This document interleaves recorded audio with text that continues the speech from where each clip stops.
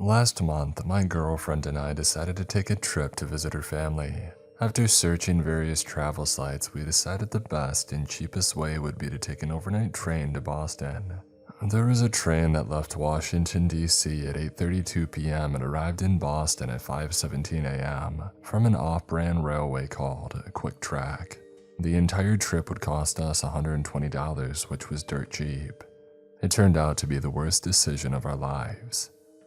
The station was desolate as we waited for the train. There were just 3 other people on the platform, a middle-aged couple and an old guy reading a book. And then a whistle pierced the silence, low and smooth. Bright headlights rounded the corner, twinkling in the darkness, and then the train was rolling up to the platform. "Good evening," a man in a conductor's uniform said as we hobbled up to the train, dragging our suitcases. The old man and middle-aged couple boarded as well, a few cars down. We stepped in, and that's when I realized that I had been completely misled. The train looked nothing like the photos online. The blue cloth seats were faded and dusty. The yellowish lights were flickering in a maddening, syncopated rhythm that made my eyes twitch. The windows were dirty, covered in fingerprint smudges, and off-key elevator music piped through the speakers. This was going to be the trip from hell. "Where do you want to sit?" Amanda asked, looking around the empty train car. I guess that was the one upside. The train car that we were in was completely empty. I had been on crowded trains before, and it wasn't a pleasant experience. It wasn't just the lack of personal space. It was the awkwardness of sitting so close to a stranger, wondering if you were being rude by ignoring them, wondering if you were supposed to fill the silence with small talk. "Well, I guess here's good," I said, motioning to a row of seats near us. We sat down, and I was again reminded what a bad decision I had made. The seats across the aisle from us looked like they were stained with coffee or some other dark liquid. The entire train car had that fake perfumey odor of cheap air fresheners. Somebody probably sprayed it everywhere to cover up how much the train stank from years of not being cleaned properly. Gross. As we got settled, the elevator music quieted and a man's voice came over the speakers. It sounded like a recording from how polished and smooth the voice was. "Thank you for choosing Quick Track. We're thrilled to have you on board. To ensure a safe, relaxing trip, please make sure to follow our rules. You can also find them in the seat back pockets for your convenience. Rule 1. Passengers are expected to stay seated for the trip unless they're using the bathroom or buying a snack in the cafe cart. Quick Track is not liable for any injuries you sustain while riding. Rule 2. Cart number 8 is the designated quiet cart. Do not talk, whisper, or consume food in this car. Absolute silence must be maintained at all times. Rule 3. Do not enter car number 12, the last car, for any reason. Rule 4. There is no station called Crystal River Station. If the intercom announces a stop there, close your eyes until the train has passed it. If anyone on boards at this station, immediately move to a different train car. Rule 5. You may see a woman wearing a long blue dress in your car with dark hair and a lot of jewelry. Do not approach this passenger in any way. Do not talk to her, and if she talks to you, ignore her. Do not under any circumstances leave your seat to get away from her. She will eventually leave. Rule 6. Pay close attention to the scenery outside your window. If it does not physically match up with the terrain that you should be seeing according to the map, cover up your window. Rule 7. Depending on your route, you may make a stop at Smithson Junction. Do not get off the train at this station for any reason. This is a service stop and there's no way to safely off-board. Rule 8. When the conductor comes by to scan your ticket, make sure that he's wearing a red and purple badge with our logo. If he isn't, do not show him your ticket. Do not answer his questions, do not look at him, and do not let him know your final destination for any reason. Rule 9. Do not get off the train at any station other than the one printed on your ticket. Thank you for your attention. Following these rules will help ensure that you have a fun, safe, and relaxing trip on Quick Track. Enjoy your stay." Amanda and I stared at each other. "Well, that was weird," she said. "Really weird," I agreed. If there's some creepy woman who keeps riding the train or a creepy guy impersonating the conductor, why don't they get the police involved? Hey, maybe they already have. Maybe the police didn't help them. And do you think we're safe? There are lots of other people on this train. We should be fine. I hugged her close. Besides, you got me to protect you. I guess, she said doubtfully. Well, that certainly didn't boost my confidence. Soon, however, we forgot all about the weirdness of the rules. We had an 8-hour train ride ahead of us, and there were a million things on my mind. I was worried that Amanda's parents wouldn't like me. Apparently, they were the fussy, proper types. I had been smart enough to trim my beard and make myself look less like a wild lumberjack mountain man, but I was definitely not the type of guy that they had been envisioning for their daughter. I guess it was an even trade. My parents didn't like Amanda either, for ridiculous reasons like the tattoo on her arm. It was small text that read, "What doesn't kill me makes me stronger." Still, I was hoping for someone to approve of us, and maybe if I knocked it out of the park this week, her parents would like me. A lot of pressure there. Amanda didn't seem to be having the best time either. The dry air in the cabin gave her a bloody nose, and she spent the first 20 minutes of the trip stuffing tissues up her nostrils. "I'm so sorry," she kept saying, as she walked bloody tissues over to the trash can at the back of the car. "This is so gross." I felt bad for Amanda. She had clearly grown up in a culture where normal bodily functions of women were frowned upon. When we both came down with a cold a few weeks ago, every nose blow was followed by an apology.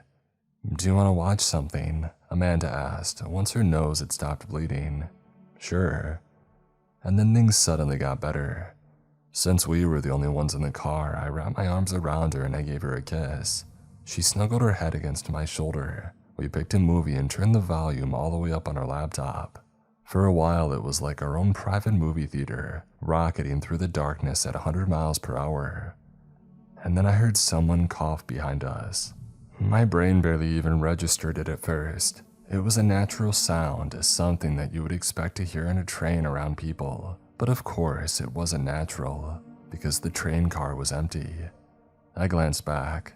My heart dropped. There was someone sitting several rows behind us. I couldn't see much of them, just the top of a head with dark hair poking out above the rows of seats. I nudged Amanda. "There's someone behind us," I whispered. "What, really?"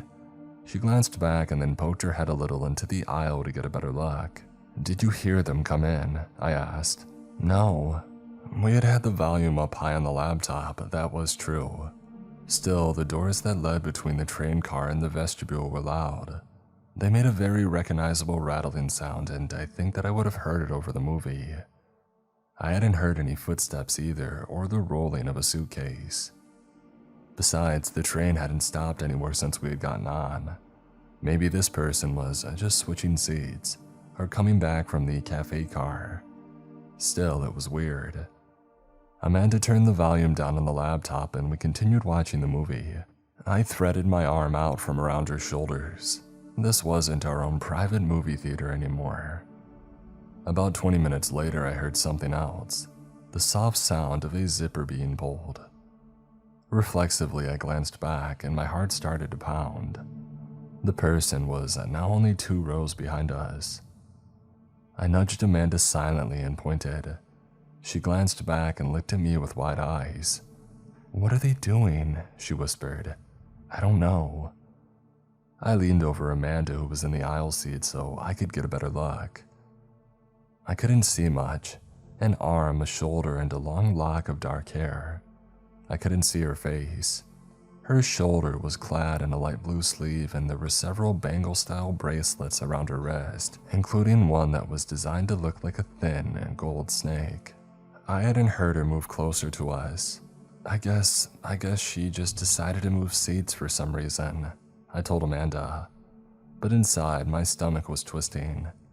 This felt wrong. How could she come into the train car silently? Why would she move closer to us? "Wait a minute, the rules," Amanda whispered. "Didn't they say that a creepy woman would be wearing a blue dress and a lot of jewelry?" "Oh yeah." I reached into the seat back pocket and pulled out the flyer that read, "Quick Track Safety Rules" on it. "There, Rule 5, I said, pointing. It says that we should just ignore her. Maybe we should move to a different car where there are other people. No, the rules said not to do that. Why the hell not? Amanda hissed, exasperated. I don't know, maybe that'll antagonize her, I replied. It made sense. If she were some weirdo, she might like scaring us. Running away from her might like be running away from a bear, alerting her senses to the thrill of the chase. The rules said to ignore her, and so that's what we did. Amanda and I continued to watch the movie. I ignored the faint sounds that I heard behind us. A cough, a zipper pull, a soft click. I ignored everything.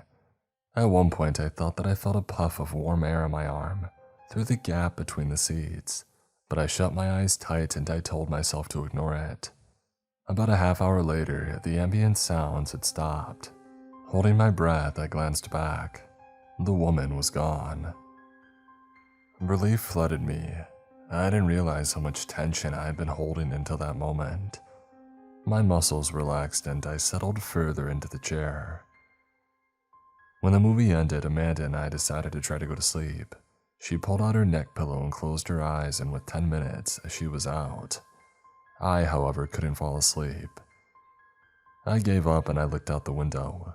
Across the tracks, I could see a neighborhood, a curvy, narrow street lined with cookie-cutter houses, with glowing yellow windows and wraparound porches. From the train, it looked like one of those toy Christmas villages, where LED lights twinkle in the windows and ice skaters go round and round a pond made of glass. Gold lights spilled out from miniature street lamps, illuminating a couple walking their dog.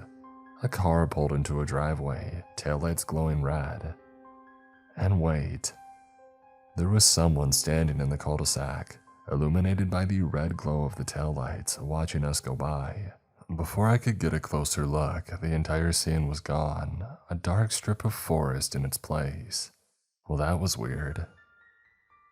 A few minutes later, the forest gave way to civilization again, and another town passed us in miniature. These houses were further apart, lining the serpentine roads that curved over the hills. One street ran parallel to the tracks, and I watched a bicyclist zoom down the road, lit by the yellow glow of these sodium lamps. And then my heart plummeted. There was another person standing in the middle of the street, staring at us. My stomach did a flip. Why were these people staring at the train as it went by? If they live next to a railroad, they must be used to trains passing all the time then, right? And it was so late out. I checked my phone and it was after 10. It was a Friday night, but still, it didn't make sense. I saw the glow of more streets and houses approaching over the hills and my heart began to pound. I didn't want to look out and see another person staring at us, but at the same time, I couldn't tear my eyes away. As we passed, my heart fell to the floor. There were 3 people all standing on the street, staring at the train as it went by. They were pointing at us. I could only see their silhouettes, and then the train took a hard right turn. Residential streets were replaced by dark forest again. Although it almost looked too dark out, I could barely make out the shapes of the trees. I could no longer see the full moon. Were we in a tunnel? I didn't think so, but it was so impenetrably dark. I could only see the reflection of my face, sallow under the yellow lights of the train, eyes wide and mouth hanging open. The train veered right again and I jostled in my seat, and then the moon peeked out from behind the trees, and we were crossing a deep, dark body of water. Water extended in every direction as far as the eye could see. We were on some sort of bridge, but it seemed to only be a few feet above the water. Maybe it wasn't even a bridge, but an easement or a dam or something, just barely poking out of the water. It looked like a heavy rain could flood the tracks and sweep us under. I swallowed. One of my biggest fears was driving off a bridge and plummeting into the water, trying to desperately escape before the car sank. I suddenly imagined the train derailing, our car filling up with water, Amanda and me pounding on the windows. I tried to swallow those thoughts as best as I could. They have engineers and stuff who test for those things. They don't want to get sued. If it wasn't safe, they wouldn't let us ride it. But as I sat there staring at the water extending out in every direction, the silver moon reflected in the waves, I realized something. There isn't some huge lake here. We had been on the train about 2 hours. We should have been in these suburbs of Philadelphia, not crossing an enormous lake. I pulled up my phone. I was right, the little blue dot on the map marking our location put us in these suburbs of Philly, not in the middle of a lake. I panned the view around, but I didn't see any bodies of water nearby. I switched between satellite and schematic view over and over, but neither showed anything resembling the lake that we were crossing. The rules, they said, if what we see out the windows doesn't match, we need to cover the windows. Oh no, had I already broken the rules by staring out at the water so long? I grabbed my sweatshirt and stretched it over the window. I kept falling down, but then I realized that I could tie it to the luggage rack above us. After a few minutes of MacGyvering the thing, I finally made a makeshift shade in front of the window. I felt nauseous, overheated, and motion sick all at once. My entire body was tensed up like I was expecting something to jump out at me at any moment. I sat there in a horrible silence for a few minutes, staring at the sweatshirt swaying with the motion of the train. And then the intercom rumbled to life. "Philadelphia, 30th Street Station," a man's voice said over the speakers. I picked up a corner of the sweatshirt and peered out the window. To my relief, I saw the sprawling urban decay of Philadelphia. Stained buildings, bright lights, and several train tracks all converging ahead into the station. I yanked the sweatshirt down and pulled my phone out to double-check our location matched. Sure enough, it showed us at the 30th Street Station. The train car jostled and Amanda startled awake. "Where are we?" she asked groggily. "Philadelphia." "Only Philly," she groaned. "Ugh." We rolled into the station. The platform sat underneath the station building halfway underground. Artificial lighting shone down, illuminating the few people waiting to board. A young couple like us and an older man carrying a large duffel bag. The brakes squealed to a stop. Should we just get off the train, I thought, looking out at the platform. There was less than an inch of glass between us and this stained, creepy car in the normal world. We could get a room and another train ticket tomorrow. Two things kept me seated. First, we didn't have enough money to pay for a room and another train ticket. Second, the rules clearly stated that we could only get off the train at the location printed on our tickets. Following the rules had kept us safe so far. 6 more hours. I held my breath as the train rumbled back into motion. We snaked out of the underground station and out into the moonlight. I watched the buildings of Philadelphia scroll by, disappearing behind us into the darkness, and then I heard the car doors rattle open. At first, I felt relief. One of the people who boarded is coming into our car. We won't be alone anymore. But when I looked up, I saw that it was the conductor making his way down the aisle. I reached for my phone to show him our ticket and then stopped. There was something off about him. He was walking so slowly and I could barely see his eyes under the shadow of his hat. He paced closer, each footstep lightly thumping on the tile. I quickly glanced at his chest but didn't see the red and purple quick-track pin.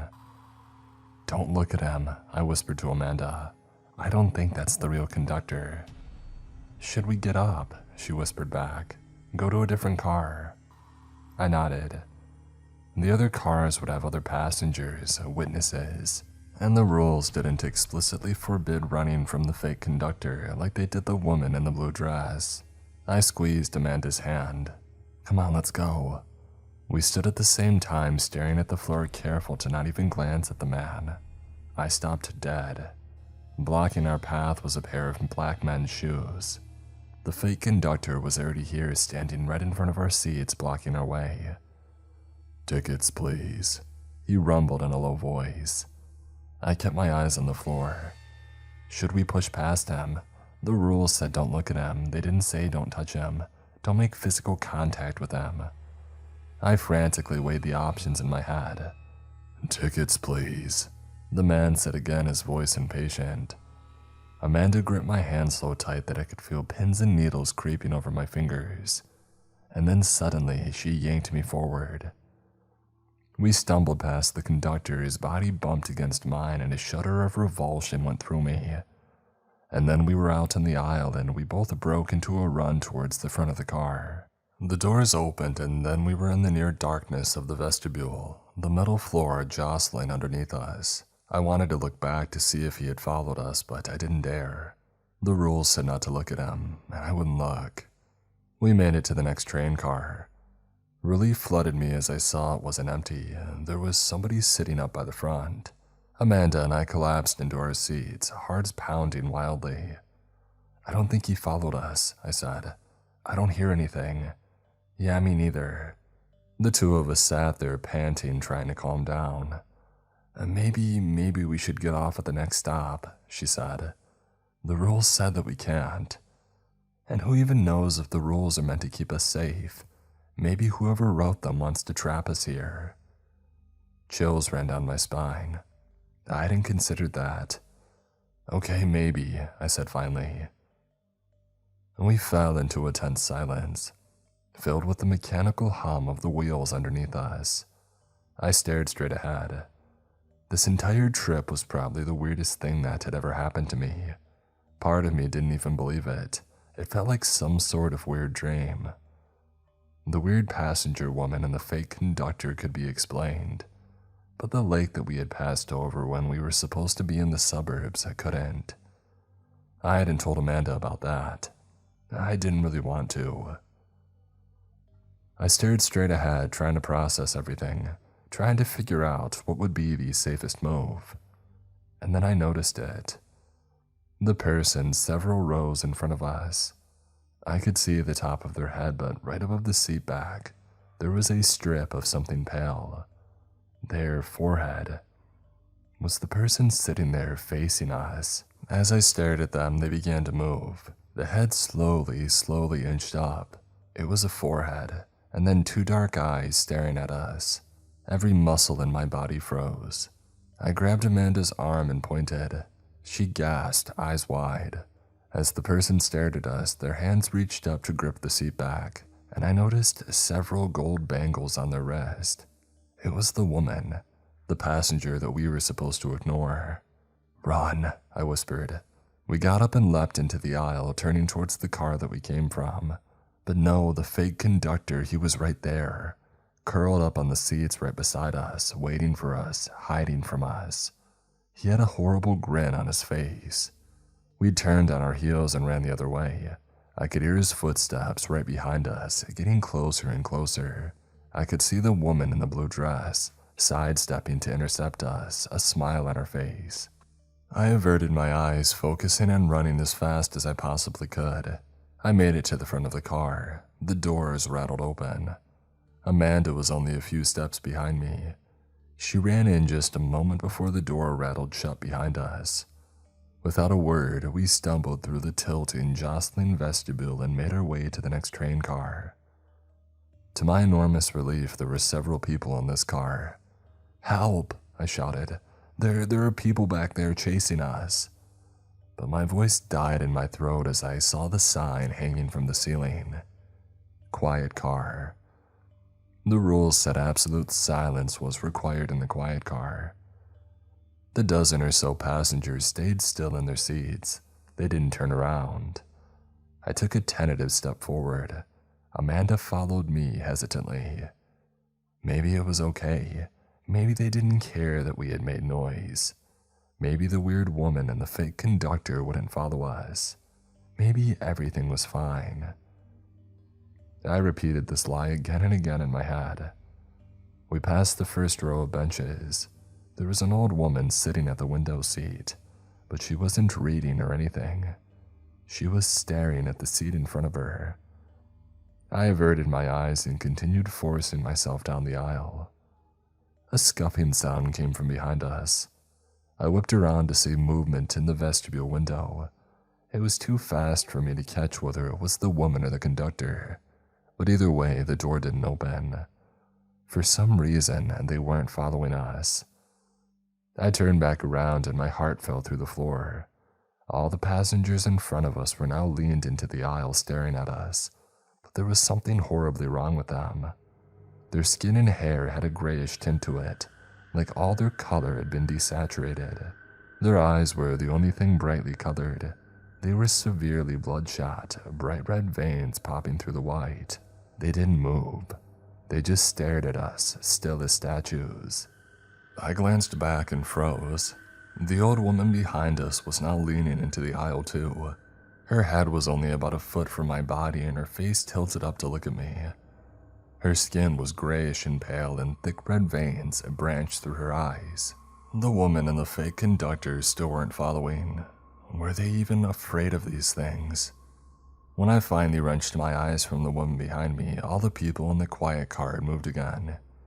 Each one had a finger pressed against their lips as if shushing us. For a moment, time seemed to stand still. The train rocketed through the darkness, gently swaying. The lights flickered overhead, casting the strange faces in relief, their features exaggerated and twisted.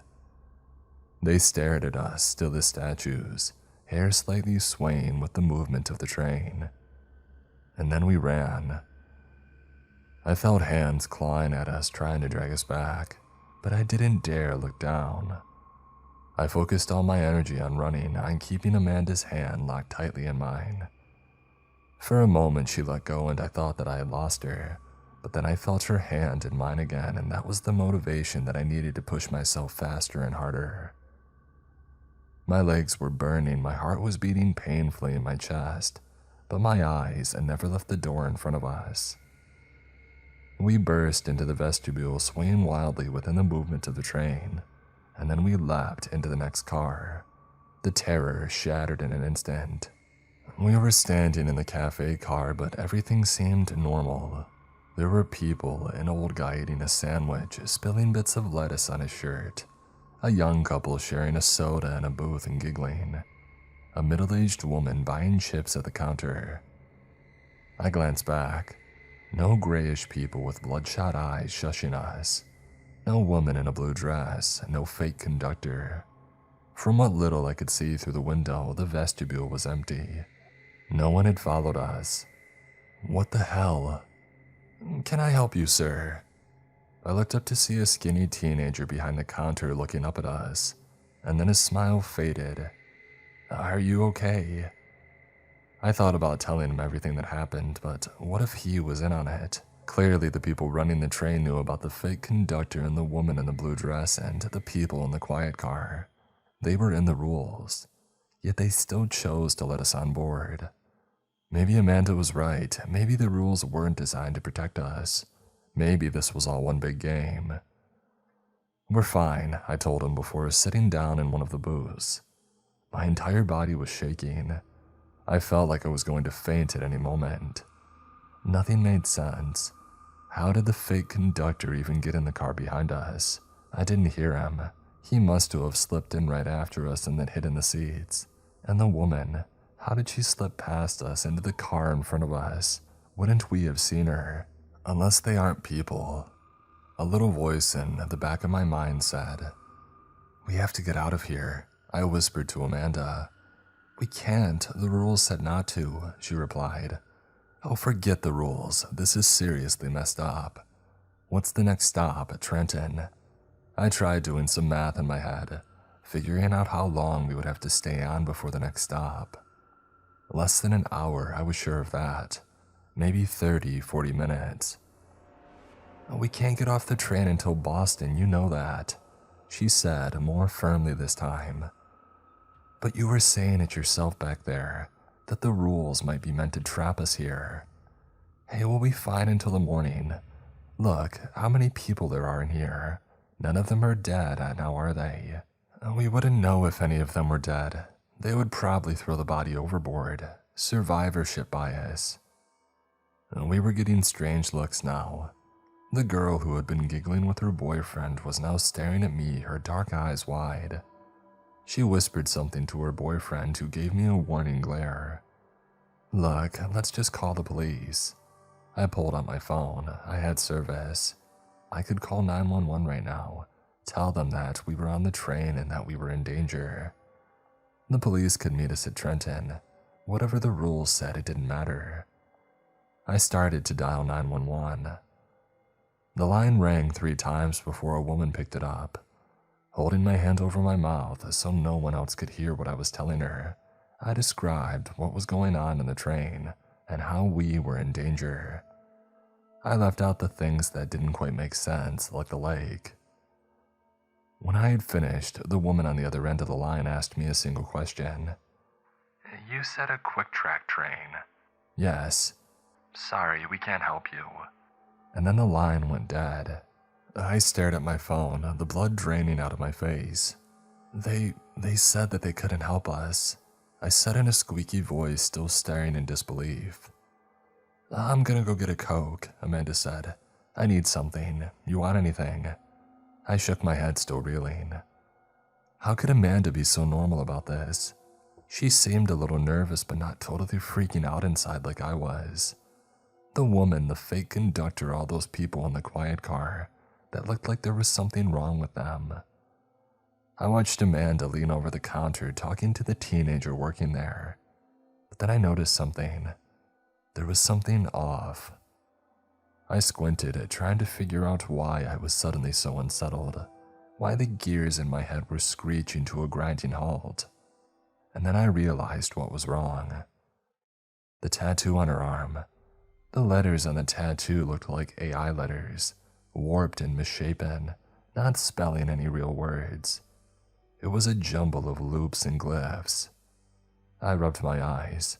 It must be the lighting in here, it's so dim, and she's like 10 feet away. I squinted, confused. Smack. I jumped about a foot in the air. My head swiveled towards the sound.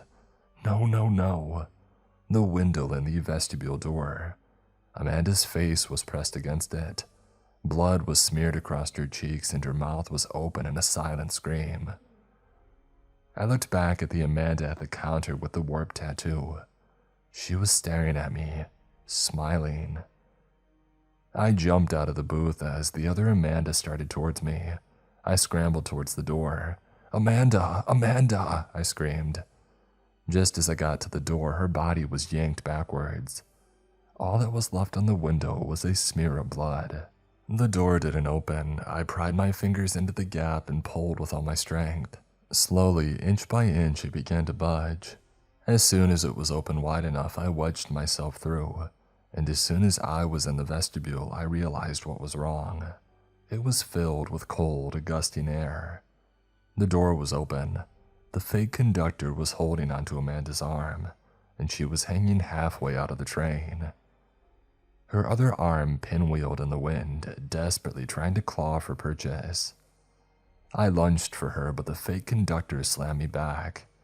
His eyes gleamed at me as his mouth stretched into a grin. "Let her go," I shouted, and then I realized what my words meant. If he let go, she would fall out of the train. I lunged for her again, and my hands hit the cold steel floor of the vestibule, and I clawed towards her. I got an arm around her waist and pulled, trying to pull her back into the train. A black shoe slammed down on my hand, and I screamed. Amanda's eyes locked on mine as her hair blew wildly in the wind. "Please," she whispered, tears running down her cheeks. "Please help me." I reached for her hand, the one that the fake conductor wasn't holding. She tried to pull herself up, reaching for me. 2 hands shot out of the darkness behind me and grabbed her roughly by the shoulders. Arms clad in light blue sleeves. The conductor. I screamed. But then I realized who was pulling her back inside. A hand shot out and grabbed at me too, pulling me back in from the cold and whipping wind. I looked up to see the conductor, the real one, looking down at us. "Go back in," he shouted, shoving us back towards the cafe car. "I'll deal with them." Behind him on the ground, I could see the fake conductor. He looked up at us with a twisted grin. Amanda and I ran into the cafe car. The fake Amanda was now gone. The people sitting at the booths looked totally unperturbed, like they hadn't just heard Amanda and I screaming. I ushered her into a booth, shuffling in behind her and wrapped my arms around her. "I'm so sorry," I whispered in her ear. She didn't say anything. She just stared out into space, her bottom lip trembling. The real conductor burst in, coat flapping behind him, his face grim. He leaned over us. "You have to follow the rules," he said, his dark eyes boring into mine. "Is that clear?" We did. We tried." "No, you didn't," he growled, with so much anger that I jumped in my seat. "You could have died because of your stupidity. Follow the rules perfectly until you get off. Do you hear me?" "Yes." "As long as you follow the rules, you will arrive in one piece." I swallowed, nodding. And then he asked to see our tickets. I pulled out my phone and brought up the ticket. His scanner made a little beep. Shaking his head, he walked away from us, his footsteps receding through the cafe car. "I want to go home," Amanda whispered, holding onto my arm tight. "Yeah, me too." I pulled out the flyer from my pocket and I reread the rules, and then I read them a third time into fourth. I checked the time, 11:04 p.m. 6 hours left. As long as we do everything this says, we'll be fine. Amanda took the flyer from my hands and read them too, over and over again, chewing on her lip. And then she stared straight ahead with a 1,000-yard stare. 6 hours, 13 minutes left. For 3 hours, we sat still in the cafe car, afraid to even move. The longer that we sat there, however, the more I became aware of the fact that there was something wrong with the passengers around us.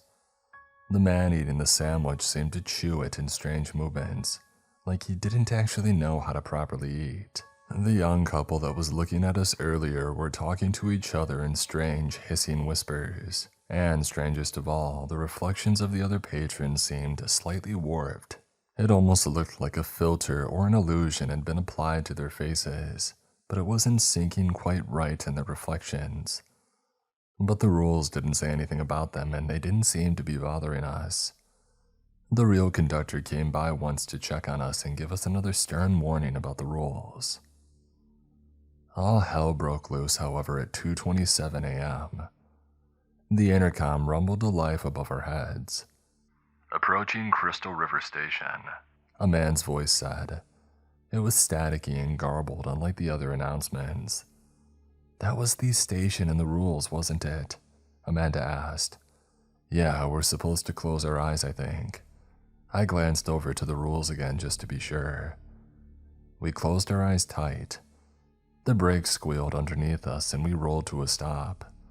I heard a door open somewhere and then movement, fluttering footsteps, creaking.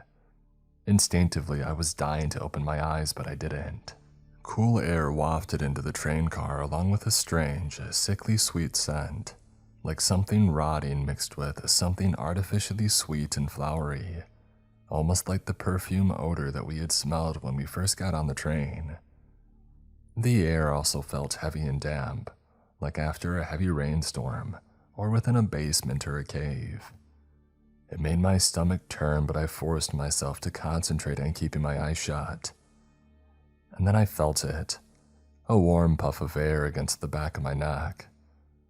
My stomach flipped. Nausea rolled over me. I leaned forward, praying the train would start moving again so that I could open my eyes. I felt another breath on my neck and felt another wave of nausea, and forced my brain to concentrate on something else. I started counting backwards from 100, 99, 98. When I reached 73, the train lurched into motion. I opened my eyes, glanced back, and I froze. There was an old woman sitting right behind me, right there. Her eyes sunk back in their sockets. Her skin clung loosely to her bones, and she was smiling.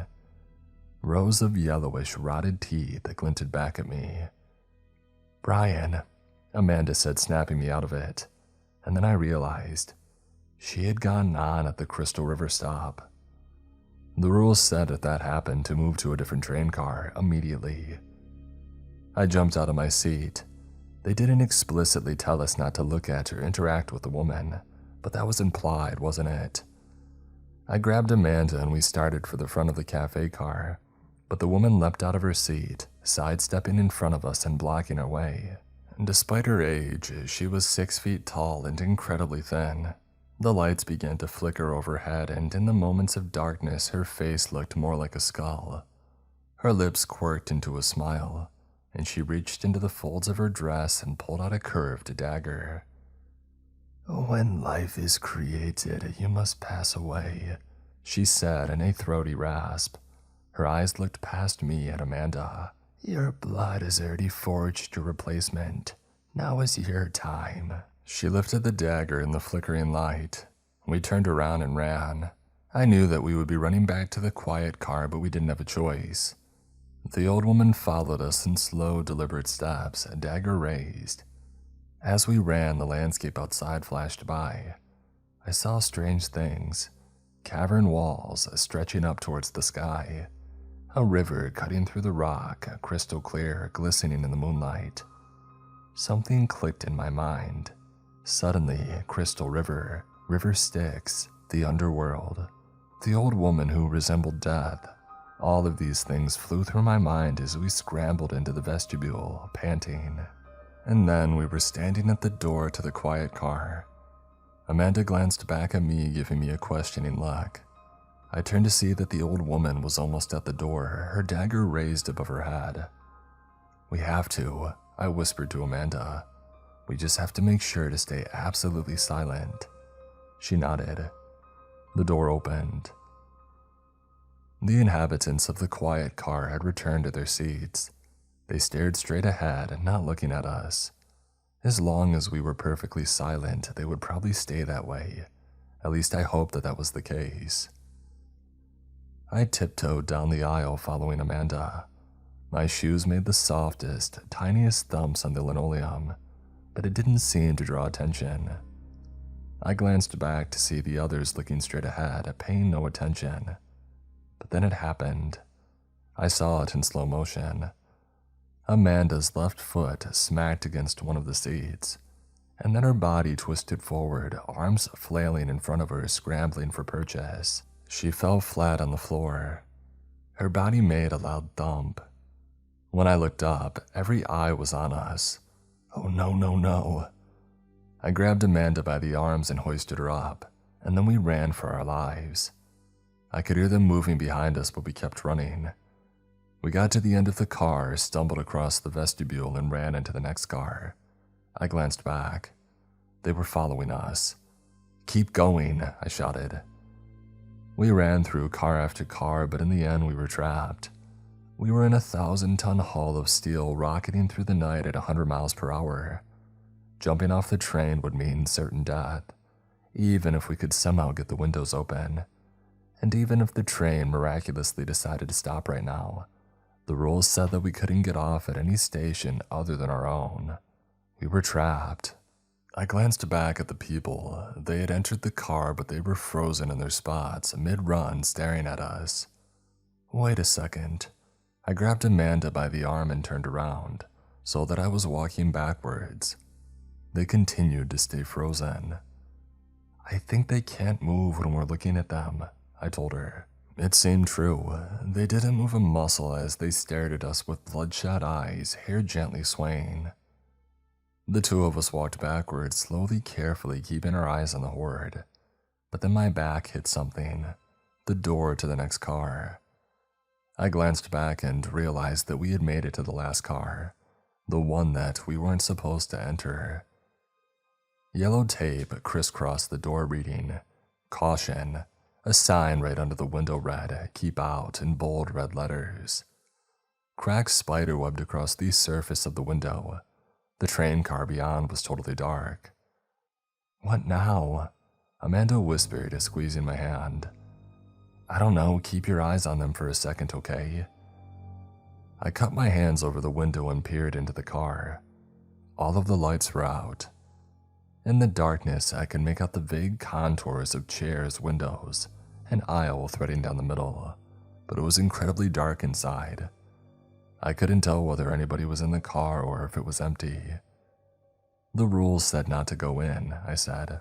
"Oh, forget the rules," Amanda shouted back. "It's either go in there or die." I glanced back. Amanda was right. The people from the quiet car were halfway down the aisle.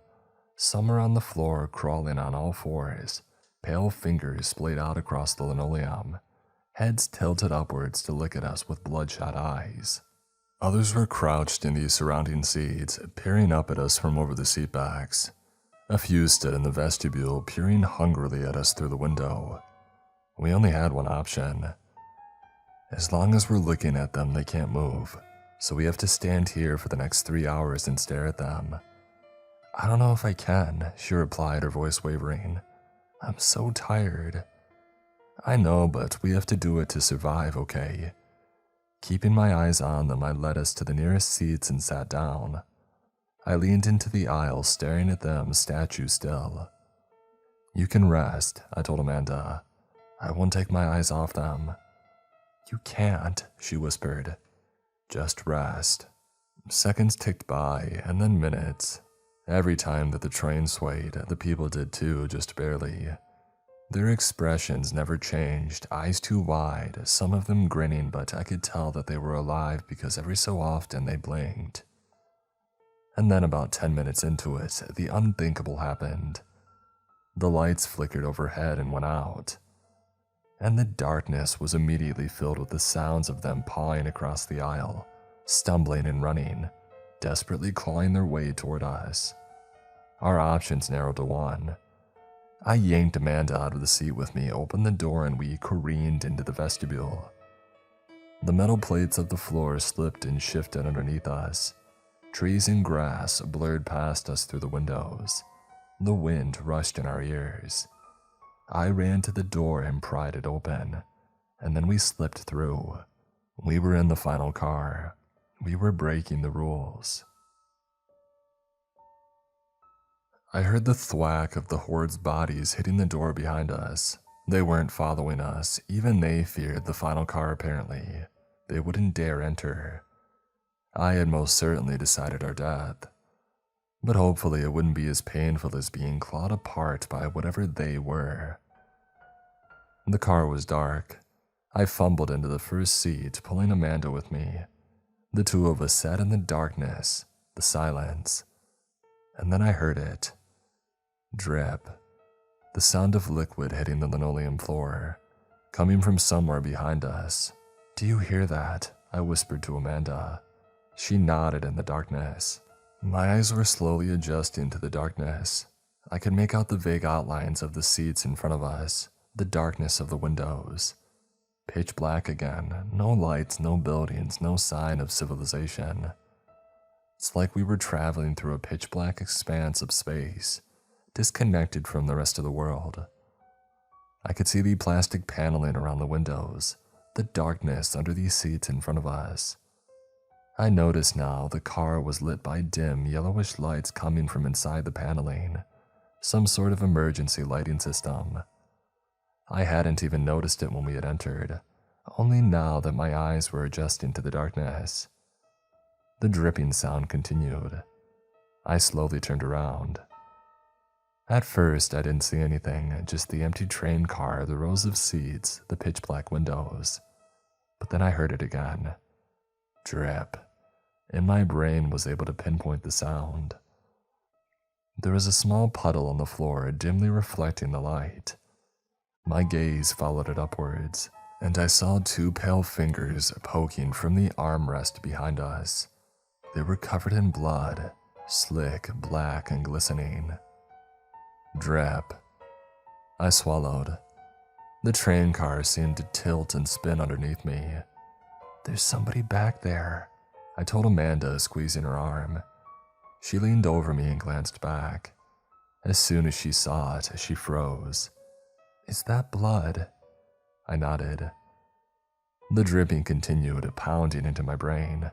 Drip, drip, drip, like a ticking clock inside my skull. I glanced back again, this time standing up slightly to get a better look. I froze. It was the young couple that we had seen board the train in Philadelphia, but they were dead. Long gashes covered their chests, blood caked their hair and dripped on their arms. Their mouths were open in silent screams. They weren't the only ones. Other people occupied the rows behind us. I couldn't see them fully, just bits of arms and shoulders and heads poking out. But they were all deathly still. They were all covered in blood. "This car, it's where they keep the bodies," I choked. Amanda looked up at me. "We're going to die here." I sat back down and wrapped my arms around her. "No, we're not. We're going to get out of here." But I knew that was a lie. As we sat in the silence, I heard another sound. It was so soft that I didn't hear it at first, but now, as my mind got used to the dripping, I could pick it out. It was a soft, pulsing sound. The sound that you hear when you put your fingers in your ears and hear your own heartbeat. The sound of pulsing liquid. I turned around and slowly stood up. I forced myself to look down at the deceased couple behind us. There was a thin rope of something wet and shiny that attached to each of their wrists. I peered over our seat backs looking for what it attached to, and then I saw it. A sort of pod lying on the floor, wet and pulsing. Two of them, one attached to each person. In the woman's, I could see the contours of a face pressed against the membrane skin of the pod. I turned. Amanda was looking down at them too, her mouth hanging open. "They're making clones," I whispered, and then it all made sense. The clones were being made from the victim's blood, and Amanda, she had stuffed all those bloody tissues in the trash at the beginning of the trip. Somebody had fished them out and used them to make her clone, and then the fake conductor, the old woman. They were all trying to kill her to make way for this new life. But before I could tell Amanda this, the intercom rumbled to life. "Smithson Junction, service stop only." "We have to get off," Amanda said, her voice frantic. "Now." She tore away from me, running for the door. "Amanda, no!" I reached for her, but she slipped out of my grasp. The vestibule door opened in front of her and she ran through. I ran in after her and in the nick of time wrapped my arms around her tightly. "Let me go," she shrieked. "They said that we can't get off here. We can only get off at our stop. We're going to die." The door to the outside slid open with a horrible screech. The station looked like it had been abandoned for years. The concrete platform was stained and pitted. Nature had tried to reclaim it, sending up long vines that clung to the concrete, curled up the sign. The letters were faded and the entire metal sign was rusted, looking almost blood-stained. A small building with a gabled roof sat across the platform. The windows shuttered, the roof collapsing in on itself. Beyond it, a forest stretched in every direction, pitch black. Amanda began to sob in my arms. I held her, rocking her gently as we stared out at the dilapidated station. I would have given anything to step off the train at that moment and be somewhere, anywhere else. This would probably be the last time that I breathed any fresh air, the last time I felt the moonlight on my face. We would die in this steel prison sometime before 5:17 a.m., before we made it to Boston.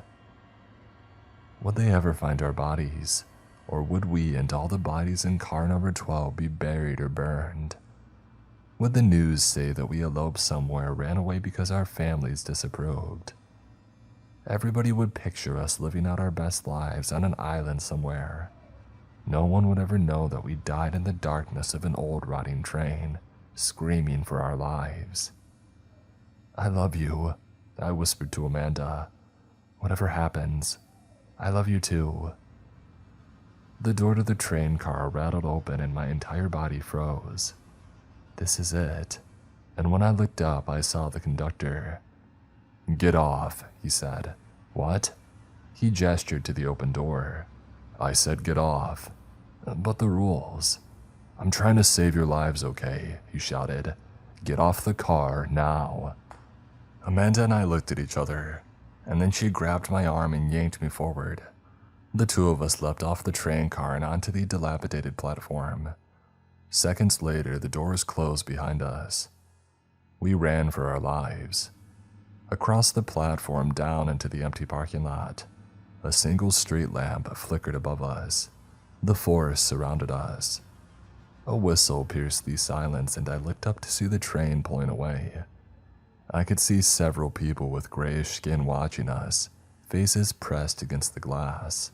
And then the final car with its dark windows, an enormous steel coffin, no, a womb, snaking down the track and into the great unknown. And then there was only silence.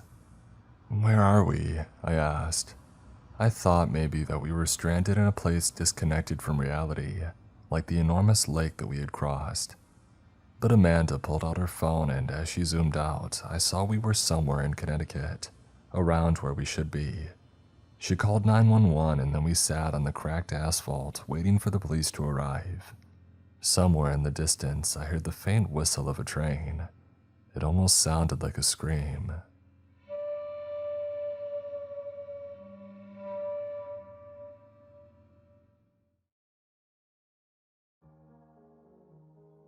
I received that very first email on a slow Tuesday afternoon. Its subject line simply read, "Are you bored?" "Yeah, I am," I muttered, leaning back in my worn office chair. Every day was slow at this office. My boss didn't give a crap and frankly neither did I. Most of the time I wasn't even entirely sure what my job was. Officially, I was a data entry clerk. In reality, I had maybe 2 hours of actual work per day, leaving me another 6 to stare at my screen or fiddle with my phone, or zone out into nothingness. I clicked on the email, scanning through it skeptically. It read, "Are you dissatisfied with your life? Do you need more structure? We can help. Visit our site and sign up today." Obvious scam, I chuckled to myself. But boredom is a powerful motivator, and a virus might have given me something interesting to deal with. I activated my antivirus software, fired up my VPN, and clicked the provided link. The webpage was stark white with bold black letters at the top. 8.5 rules to survive the supernatural and other strange occurrences. Below it was a simple question. Do you accept? With options for yes or no. I hesitated briefly, grinning. A rock was probably more superstitious or spiritual than I had ever been. And ghosts, demons, supernatural rules, none of that was real to me. Still, I had literally nothing better to do, so I clicked yes. A large thank you flashed across the screen. I laughed quietly, shaking my head as I logged off and stretched. A good time for coffee, I whispered to myself. I headed into our break room, the stale odor of crackers and burnt coffee welcoming me as usual. The sound of the coffee machine droned on, accompanied by faint coughing and the occasional sniffle from coworkers whose names I barely knew. The break room was possibly the most depressing place in the building, which was really saying something. "Jamie, my man, what's up, dog?" came Patrick's voice, shattering my fragile sense of peace. I cringed internally. If small talk was torture, small talk with Patrick was like being waterboarded. Patrick, blissfully unaware of this, considered us to be friends. He also had an uncomfortable habit of watching adult things right there in his cubicle during work hours, something that our boss conveniently overlooked. Once, I had been on a customer call when Patrick's cubicle echoed with unmistakable satisfaction sounds. The customer, understandably, had been deeply confused, and I had wanted nothing more than for the ground to open up and swallow me whole. Patrick immediately launched into some irrelevant story, gesturing emphatically with his hands. "Uh-huh," I said occasionally. "Wow, that's cool," while completely zoning out. My coffee had finally finished brewing. I poured myself a cup, added cream and sugar, and began stirring absent-mindedly. Lifting the cup to my lips, I froze mid-motion. Behind Patrick, beyond his wildly flailing arms, something caught my eye. A ghostly pale hand curled around the break room doorway, fingers twitching erratically. My heart lurched, but I forced a smile. It had to be some kind of prank, an attempt to inject some life into this monotonous hellscape. A head followed the hand, and then a torso, and then legs. A woman staggered into the room, somewhere in her mid-30s, though decay made age difficult to determine. Her skin was blotchy, pale, and rotting, patches falling away like old wallpaper. The sickly sweet scent of decomposition mingled unsettlingly with the fresh coffee. She wore a familiar green apron with a name tag pinned crookedly to it reading, "Hi, my name is Shannon." Grinning even wider, I watched her approach, waiting for a coworker to acknowledge the absurdity of the moment. But nobody looked up, not even Patrick, despite her passing close enough to him. She stumbled directly toward me, eyes cloudy yet focused. Stopping inches away, she reached out, grabbed my coffee cup, and pretended to pour something invisible into it, her bony fingers shaking slightly. She handed it back with a grotesque, toothy smile, before stumbling away out of sight. I chuckled nervously, glancing around. Still, no one reacted. The hairs on my arms prickled with unease. Something felt off now, the prank growing less amusing by the second. Patrick stared at me, irritation and confusion etched onto his face. "Bro, are you deaf or something?" he demanded. I blinked. "What?" I startled. "I've been trying to get your attention for like the past 5 minutes. You've been standing there staring off into space." "Seriously?" I said, trying to laugh it off. Patrick didn't budge. "Yeah, man, seriously. Are you feeling okay?" "Yeah, just tired." I lied, forcing another laugh. Patrick gave a dubious grunt and turned away, shaking his head. I looked down at the cup of coffee that Shannon had prepared for me.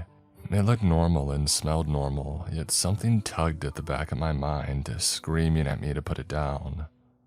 Still, out of sheer awkwardness and defiance, I took a sip. Immediately, I spat the liquid out, narrowly missing Patrick, who jumped back in disgust. "Dude, what the heck?" he snapped, backing away toward the door. "Something's seriously wrong with you today." Ignoring him, I stared at the cup. It had the texture of motor oil and the acrid medicinal taste of Dayquil. Stomach turning, I slammed the cup onto the counter and hurried back to my cubicle. Coworkers glancing up from their screens to follow me with curious eyes. My hands trembled slightly as I logged back onto my computer. There at the top of my inbox was another new email, sender unknown. The subject line read simply, "Rule number 1, never stir your coffee counterclockwise."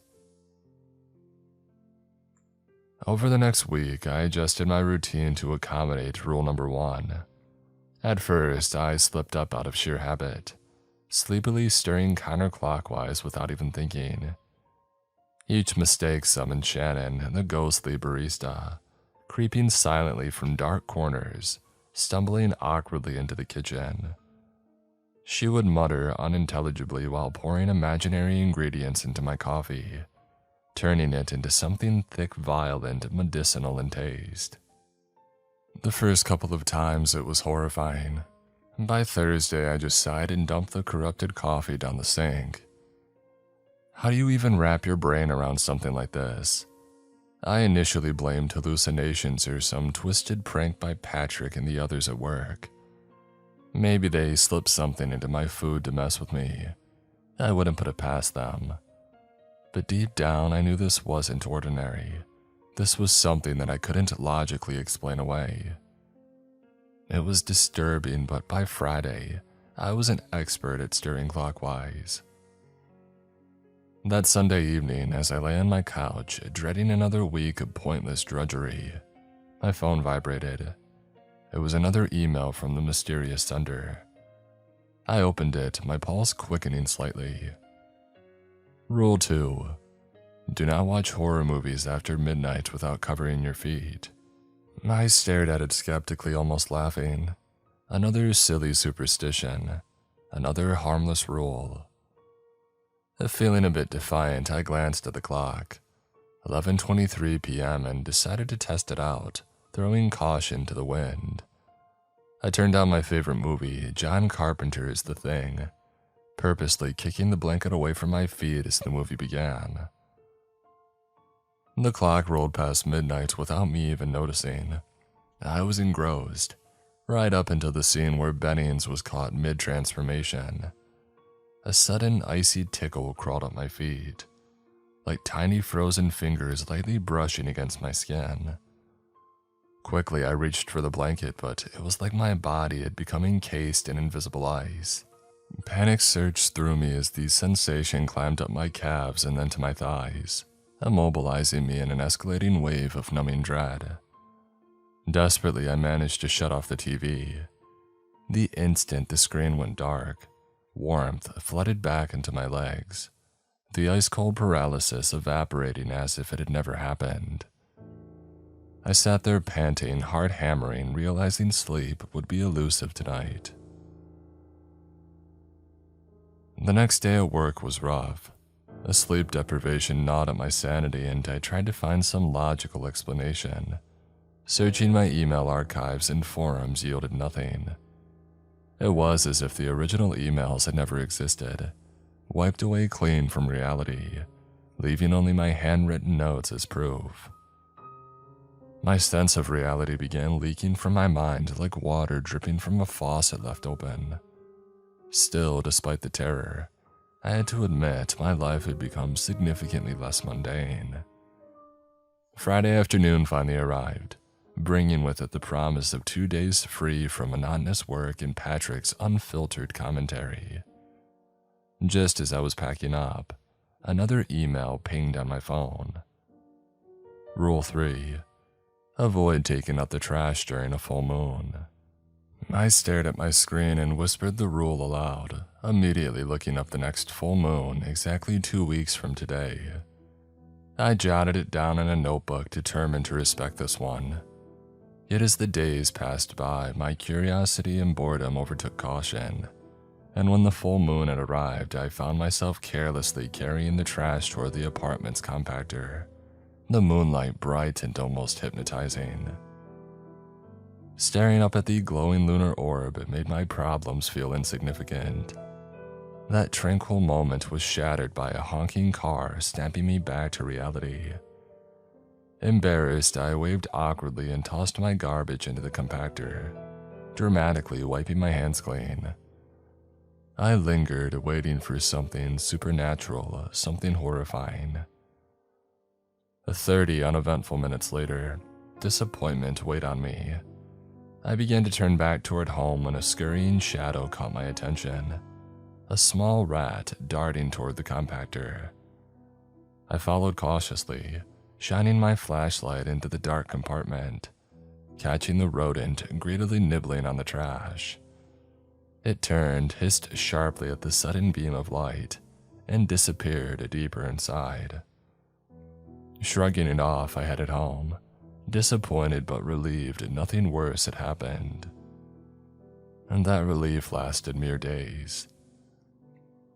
The next time I took out the trash, opening the compactor door revealed something straight out of a nightmare. My breath caught in my throat and the bag slipped from my hands. That rat had grown to the size of a large dog. It turned to face me, its black eyes reflecting the weak street lamp. Drool dripped from its enormous incisors, and a low, predatory hiss erupted from deep within its throat. I slammed the lid shut, heart pounding in terror. Before I could even step away, a thunderous bang echoed from within, the rat beast throwing itself violently against the metal door. It knew that I was there and it was hungry. I booked it and sprinted back to my apartment, locking the door behind me and sinking to the floor, mind racing with questions. In the following days, reports trickled in. Pets gone missing, neighbors whispering anxiously about sightings of an enormous creature lurking at night. Eventually, missing pet flyers gave way to missing person reports. A new urban legend took root. Locals spoke in hushed voices about a giant, monstrous rat that prowled the area under the full moon, snatching away anybody foolish enough to wander outside alone. Each new disappearance stoked my guilt. It gnawed at my conscience. I had unleashed this horror simply out of boredom and negligence. It was my fault. My careless disrespect of the rules had endangered innocent people. Yet over the weeks that followed, the disappearances stopped. The creature seemed to vanish as mysteriously as it had appeared. During this time, a deep and gnawing guilt settled into my bones. That rat was my responsibility. Those missing pets, the frightened whispers around the neighborhood, it all traced back to me. I had spent my entire life bored and careless, unaware that my selfishness could hurt others. Now that it had, it forced me to reevaluate everything. I resolved to treat these rules with a newfound respect, aware now of how casually I neglected the consequences, not just for myself but for everybody else around me. There was still 5.5 rules ahead, and what the 0.5 meant at the time, I had absolutely no clue. One evening, while spinning idly in my desk chair at home, lost in thought about what I had done and how I could be better, my eyes fell on something unusual perched atop my bookshelf. It was a porcelain Nico cat statue, the kind you would see waving from the counter of an old family-run Chinese restaurant. Only I knew that I had never owned one before. It was aged, chipped around its paws, the paint faded and worn. Its eyes weren't just closed, they were squeezed shut, forcefully sealed. I stopped spinning, staring intently at it for a full minute, almost daring it to move. My phone buzzed. It was the familiar ding of an email notification, and I felt my pulse quicken as I picked it up. The screen read simply, Rule 4. Always pet the cat when her eyes are open. My eyes snapped back to the statue, relief washing over me when I saw that its eyes were still tightly shut. A shiver ran down my spine at the thought of meeting whatever gaze hid beneath those lids. I considered tossing the statue immediately, throwing it in the dumpster and washing my hands of whatever horrors awaited. But flashes of the rat creature in those cold dark eyes haunted me. These rules were no joke. Reluctantly, I noted Rule 4 in my growing notebook of precautions. The following day, I had a few friends over. It was supposed to be a break from the insanity that I had been dealing with. A relaxing night of Mario Kart, combining cheap beer with classic Mario Kart. Just as I stood up, wobbling slightly from the alcohol, laughter echoing behind me, something across the room drew my attention. My stomach dropped. The cat statue's eyes were wide open and unnaturally bright, fixated directly onto me. Its porcelain head had turned slightly, matching my stare. The laughter behind me dulled into silence as my friends noticed that I had gone rigid. You good, dude? Zach slurred, his voice slightly concerned beneath the haze of alcohol. I nodded stiffly, forcing out a weak smile. Both Zach and James were now silent, watching me cautiously. Slowly, feeling ridiculous, I walked across the room to the statue and placed a trembling hand atop its head. My fingers brushed against its cold surface, and mercifully the eyes gradually closed again, the head shifting gently back into its original position. I turned awkwardly, catching the confused looks of my friends. Zach burst out laughing. "Bro, how drunk are you?" James joined in, beer spraying from his mouth. "Seriously, dude, are you good? You need to get out more."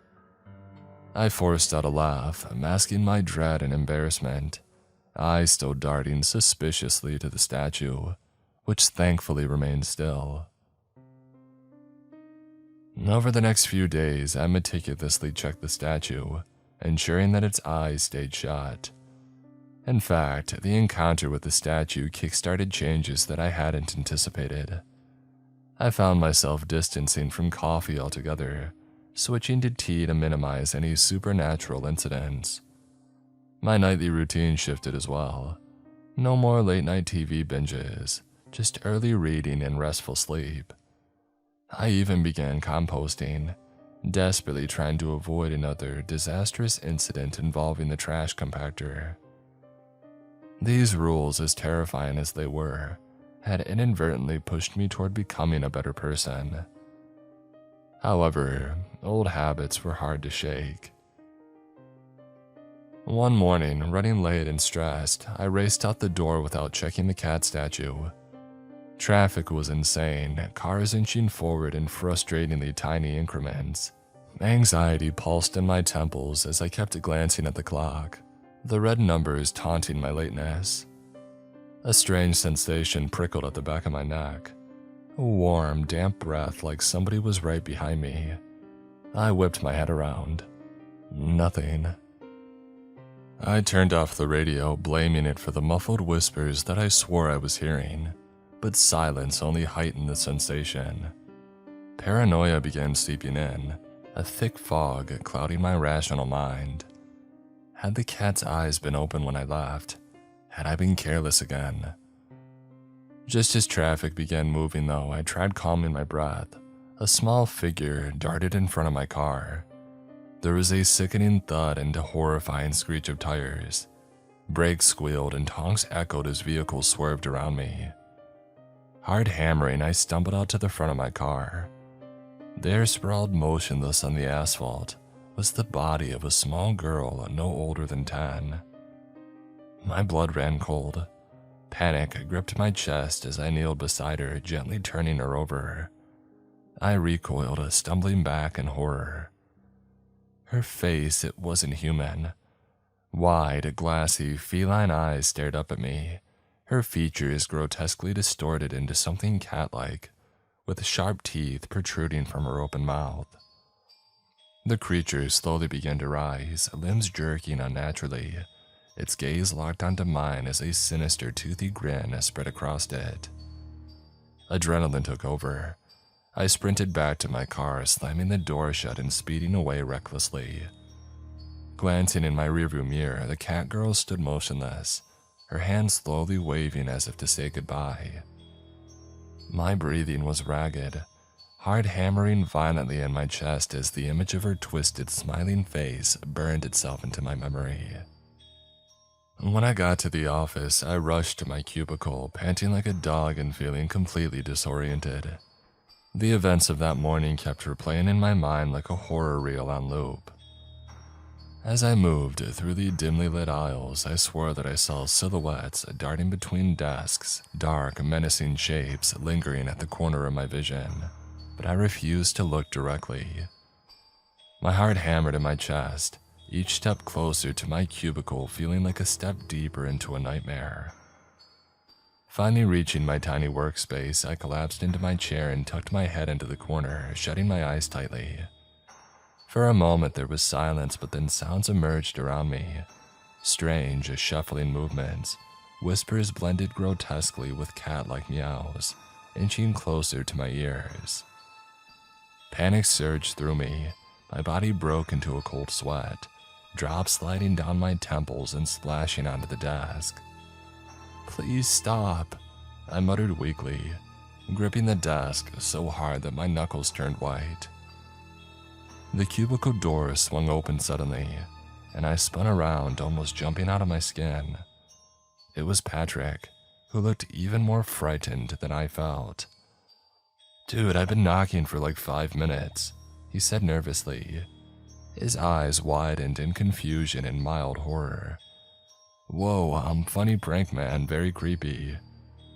"What are you talking about, Patrick? I'm not pulling any pranks," I snapped, wiping sweat off my forehead. Right, totally." Patrick gestured nervously at his own face, circling his eyes. "Cool contacts or whatever." He backed away awkwardly, shooting anxious glances over his shoulder as he went. Confused, I quickly touched my face, feeling for anything unusual, but I found nothing. Anxiety growing, I stumbled toward the restroom. On the way, heads peered curiously from behind partitions, whispered voices drifting away whenever I looked. The restroom lights buzzed softly as I rushed to the mirror. My eyes had changed. The pupils were slit, elongated vertically like a cat's, piercingly unnatural. I staggered backward, holding my breath to stop a scream that threatened to rip out of me. No, no, no! I scrambled out of the bathroom, bolting toward the parking lot, feeling dozens of invisible eyes burning into my back. As I drove home, shadows stretched and twisted alongside the road, dark figures slipping through the trees, watching my every movement. At my apartment, my hands trembled violently as I unlocked the door. The cat statue awaited me inside, its head now turned directly toward the entrance, its eyes still shut, but its posture radiating hostility. Instead of its usual beckoning pose, it was hunched, hissing slightly and ready to leap. Turning away for just a split second to hang up my keys, I spun back around to see its eyes suddenly wide open, two hollow black voids staring into me. My pulse roared in my ears. Shaking uncontrollably, I approached it, cautiously reaching out to pet the statue's head. The moment my fingertips brushed against its cold and ceramic surface, a sharp, agonizing pain exploded in my eyes, as though needles stabbed deep into them, twisting viciously. I collapsed, writhing and screaming in anguish, hands clutching at my face, feeling invisible claws gripping and tearing at my eyeballs. Then, just as suddenly as it had begun, the pain vanished. Breathless and terrified, I blinked rapidly, my vision clearing. The statue was back in its usual position, eyes closed peacefully. Racing to the bathroom, my reflection now showed my own eyes, the horror erased like it never had happened. A hysterical, relieved laugh escaped my lips. I shakily texted my boss. Went home sick, taking a few days off. The next morning, another dreaded notification pinged my phone awake. My heart sank slightly, anticipating more torment, but I quickly opened the email. Rule 5, always leave exactly one light on when you leave your home. I exhaled slowly, wrote the rule down carefully, and committed it to memory. The rules were escalating and the consequences of ignoring them were more severe each time. It was clear that I couldn't afford mistakes any longer. I spent the following days organizing my apartment, cleaning meticulously as paranormal podcasts murmured softly in the background. Ironically, I had never been superstitious, often dismissing stories of ghosts and demons as attention-seeking nonsense. But given my recent experiences, I wanted to know more, understand the unexplainable. Eventually, another email arrived. Rule 6. Always greet animals you encounter with a nod or a polite word. I chuckled out loud upon reading this, picturing how absurd I would look greeting every stray animal, but my amusement didn't last long.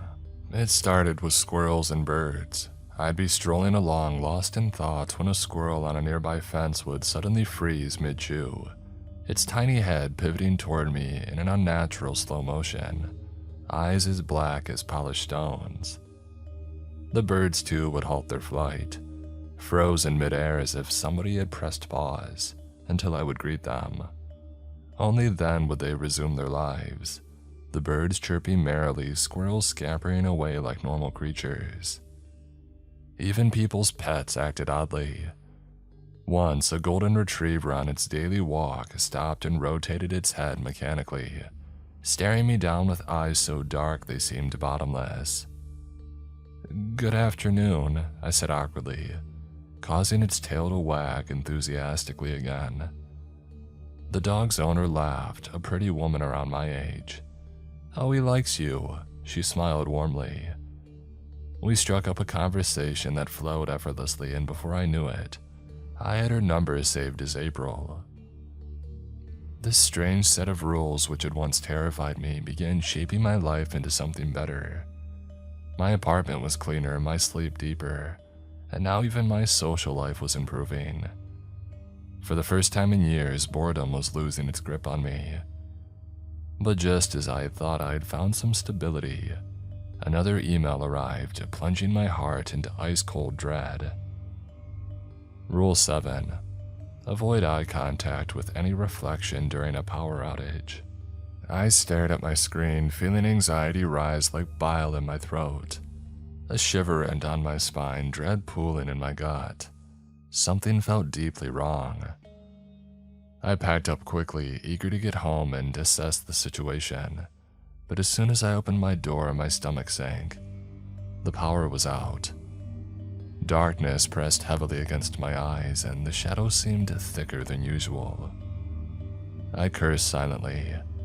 How long had the power been off? I had broken rule number 5, the one about always leaving a single light on. I turned on my phone flashlight, revealing chaos. Dishes piled in the sink, crumbs scattered across counters, furniture shifted unnaturally. The lucky Nico cat statue toppled on its side, glaring at the wall. Moving quickly, I headed for my closet to retrieve a battery-powered lamp. I reminded myself repeatedly to not look at the mirror, walking carefully past the bathroom, my eyes fixed firmly ahead. And then just as I grabbed the lamp, I heard it. A soft, eerie whisper that sounded very familiar. "Jamie, Jamie over here," said the voice. It was a child's voice. My voice from when I was younger, but twisted with malicious intent. My heart raced, sweat prickling at the back of my neck. "Come on, Jamie, we have so much to talk about." It continued, tapping against the bathroom mirror as if it were a window. I shut my eyes, took a shaky breath, and I exited my bathroom. I placed the lamp on the kitchen counter, its pale glow barely penetrating the darkness. I reached for my phone, desperate for the comfort of something familiar, but froze when another voice, a darker, colder one, interrupted me. "Well, you're a disappointment." The voice was deep and dripping with venom. My heart seized, my phone slipping from numb fingers and clattering to the floor, the screen cracking sharply against the tiles. In the dim glow of the battery-powered lamp, shadows stretched long and distorted across the kitchen walls. Slowly, my eyes lifted toward the round mirror in the living room, drawn by a force that I couldn't resist. My reflection stared back, pale, hollowed eyes, terrified. And then slowly the mirror face began to change. Its lips curled upward, stretching into an impossibly wide, hideous grin that seemed to split the cheeks unnaturally. The flesh around its left eye sagged downward, deforming into a misshapen oval, skin drooping and distorting like melted wax. "Just look at what you've become," it said cruelly. I stood paralyzed, breath trapped in my throat, feeling a cold sweat trace lines down my spine. My reflection continued to twist and deform, features morphing grotesquely, the mocking smile never fading. Without thinking, my hand rose shakily to my own face, fingers brushing over my skin, frantically ensuring everything was still where it belonged. "You're pathetic," voice dark and echoing. "You've had every chance, Jamie, every opportunity handed to you on a silver platter. And look at you, working to live, living to work. Nothing but a hamster spinning in his little wheel." A sickening laugh escaped the mirror, thick and mocking, as its tongue lolled out unnaturally, forked and slack like a serpent's. Every twisted syllable dripped venom. Somehow deep in my chest, I found the strength to speak up, though the words trembled and faltered like a frightened child's. I have changed. I've gotten better. I've been waking." The reflection instantly mocked me, my voice shifting to the high-pitched, spiteful taunt of a child. My child voice. "Oh, stuttering again, Jamie. Can't get a word out. Oh, you've changed all right, thanks to your precious rules." The last word thundered violently, echoing through my bones. Pathetic. Can't you think for yourself? Clearly not. After you pissed away your grandparents' inheritance on nothing, look at you now stuttering again, scared of your own reflection. What are you? I barely whispered, backing away slowly, legs shaking beneath me. My twisted reflection rose, elongating horribly, its limbs stretching thin and spider-like. It loomed, towering within the confines of the mirror.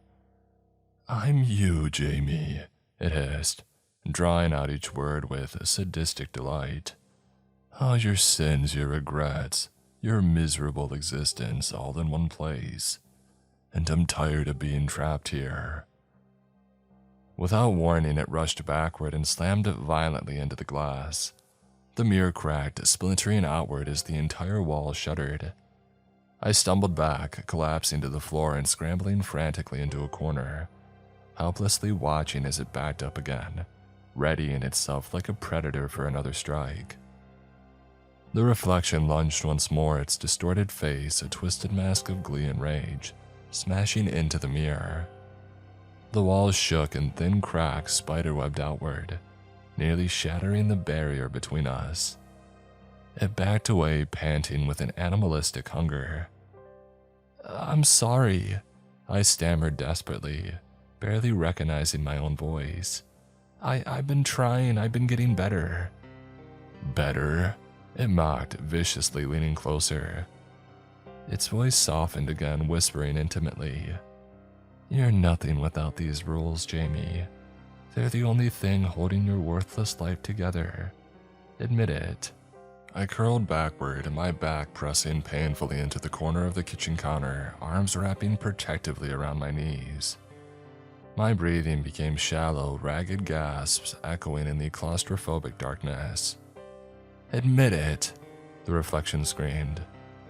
I stepped back for another attack, teeth sharpening, arms growing impossibly long. I wanted to run, to scream, to throw something at it, but fear held me in place. I could only watch helplessly as it charged forward again, its grotesque features contorting in anticipation. At the very last moment, just as the mirror seemed poised to explode outward, the lights flickered back to life, blinding me momentarily. My breath echoed loudly in my ears, and the words, my own twisted voice from the mirror, repeated like a dark mantra, each syllable carving deeper into my psyche. Everything it said, every accusation, every bitter truth was true.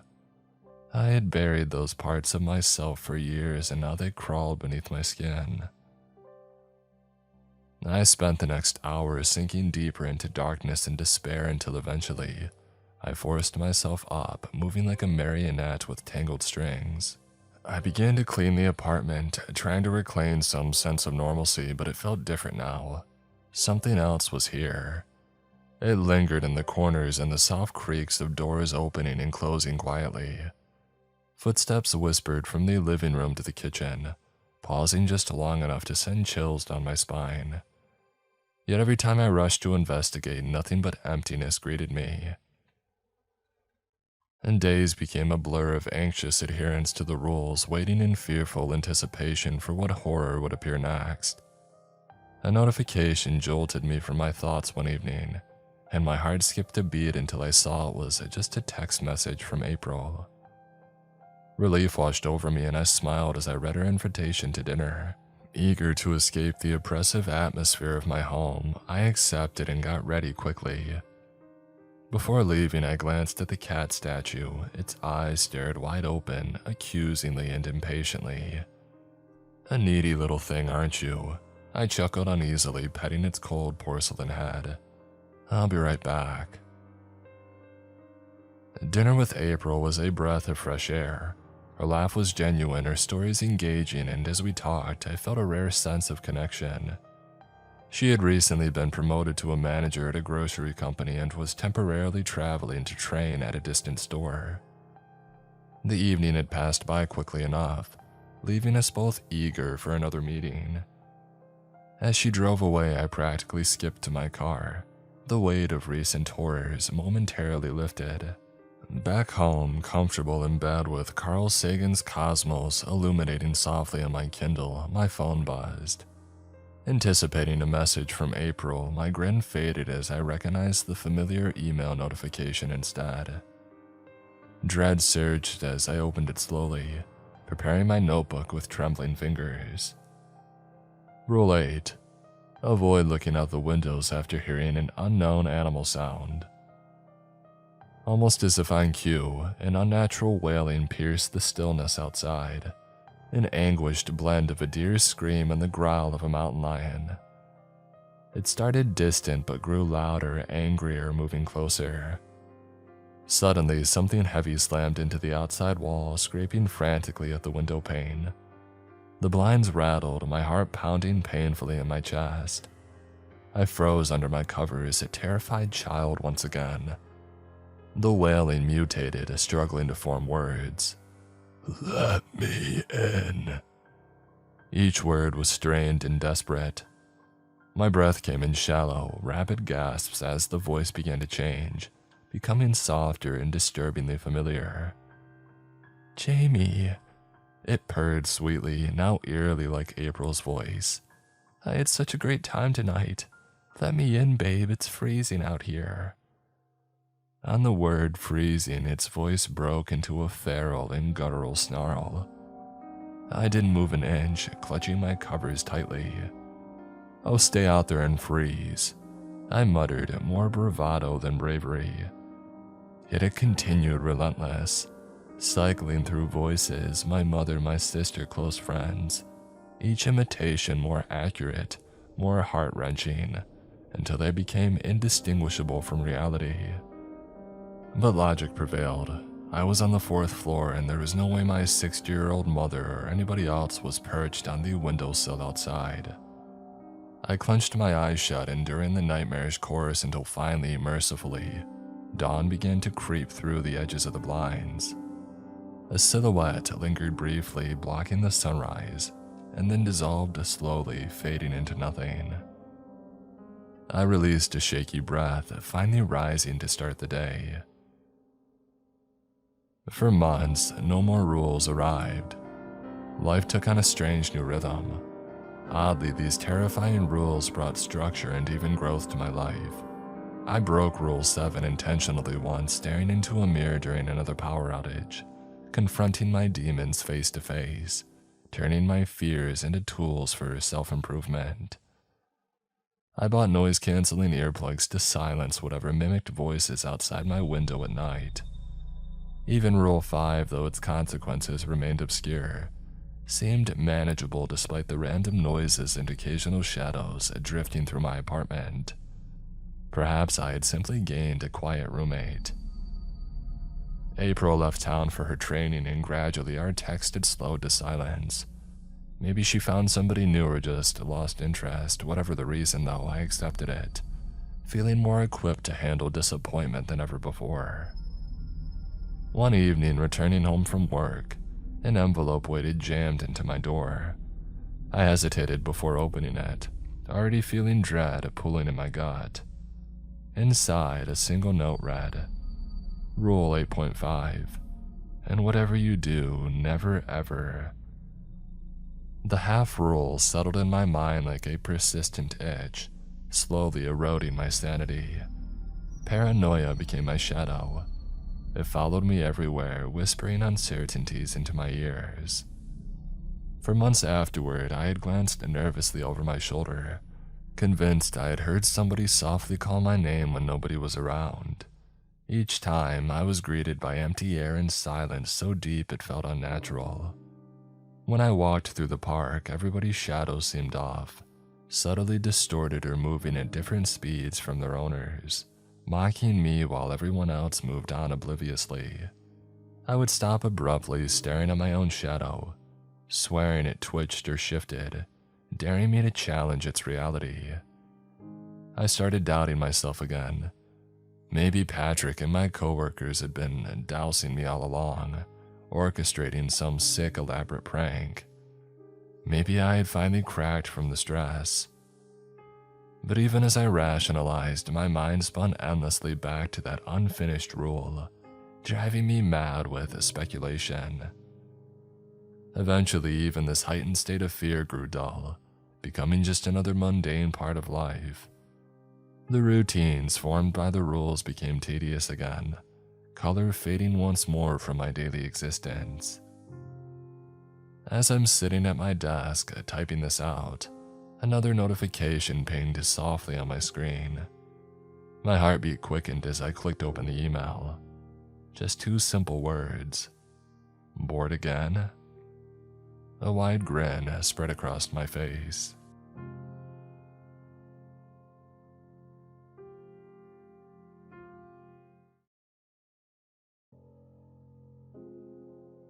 The corner keg sits at the junction of 2 forgotten highways in Sweetwater County, Wyoming. It's not on any tourist maps. The wooden sign hanging outside has been weathered to where you can barely read it, and the gravel parking lot is usually occupied by no more than 5 or 6 vehicles, mostly pickup trucks with Wyoming plates, occasionally an out-of-state sedan that took a wrong turn. I've been a bartender here for almost a decade. It wasn't my plan to stay this long, but plans change. Sometimes they change because of opportunity, sometimes because of necessity. In my case, it was something else entirely. When Harris Reed, the previous owner, had hired me, he slid a folded piece of paper across the bar before I'd even filled out the employee paperwork. On it were 5 rules handwritten in faded blue ink. "Hey, these aren't suggestions," he said, his voice gravelly from decades of cigarettes and whiskey. "These are so you survive." I laughed. He didn't. 10 years later, I understand why. I've seen what happens when these rules are broken.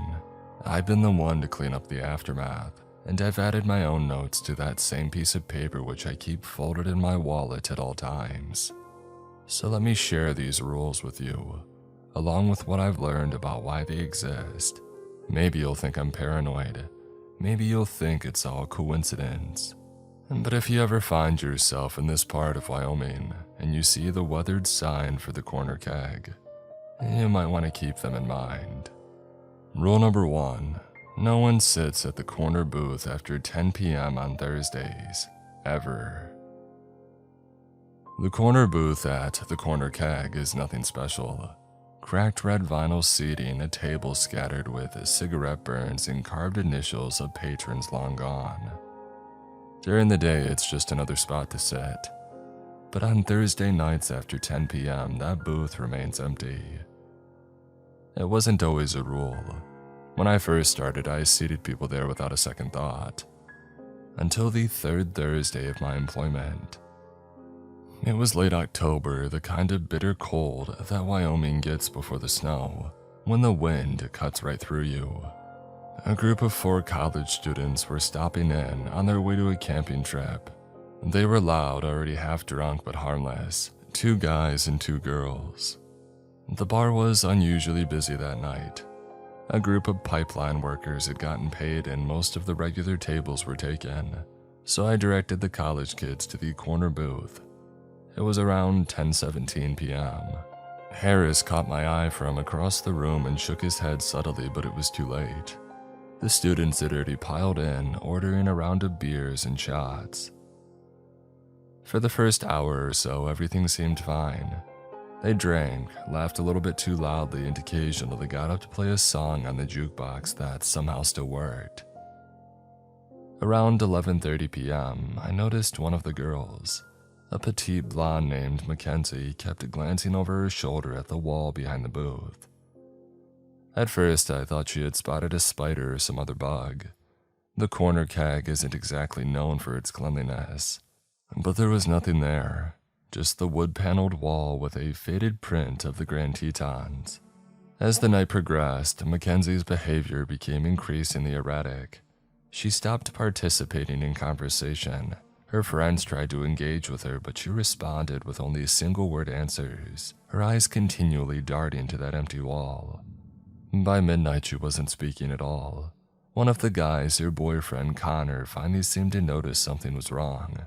He slid his arm around her shoulders, leaning in to whisper something in her ear. Whatever he said made her flinch. She shoved him away with surprising force, sending him sprawling onto the floor.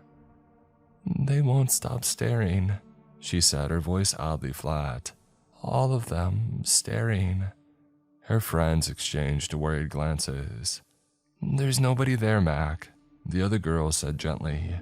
"Maybe we should head back to town, maybe take a rain check on the camping trip." Mackenzie didn't seem to hear her. She was now pressed against the wall, her fingers tracing patterns on the wood paneling as if following invisible lines. So many, all watching, all waiting. Connor got to his feet, obviously embarrassed and annoyed. "She hasn't slept in like 2 days because of midterms," he explained to no one in particular. "And she took some Adderall. She's crashing out, it's fine." He reached for her arm.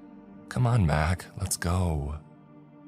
What happened next happened so quickly that later, when statements were taken, none of us could even agree on the sequence of events. Mackenzie grabbed a steak knife from the table. Connor lunged for her. There was a scuffle and a scream. And then Connor was on the floor again, but this time with the knife buried in his neck, just below his jaw. She had hit an artery, and it sprayed against the wall, the table, and the other students who sat frozen in shock. Mackenzie stood over him, her sweatshirt soaked in crimson, her expression completely blank. "They told me to. They've been waiting a long time." By the time the town sheriff arrived, Connor had bled out on the sticky linoleum floor. Mackenzie offered no resistance when they had handcuffed her. She kept her eyes on the wall the entire time, nodding occasionally as if in conversation with somebody that none of us could see. The official report ruled that Mackenzie had experienced a psychotic break induced by sleep deprivation and stimulant abuse. She was committed to the Wyoming State Hospital in Evanston for psychiatric evaluation.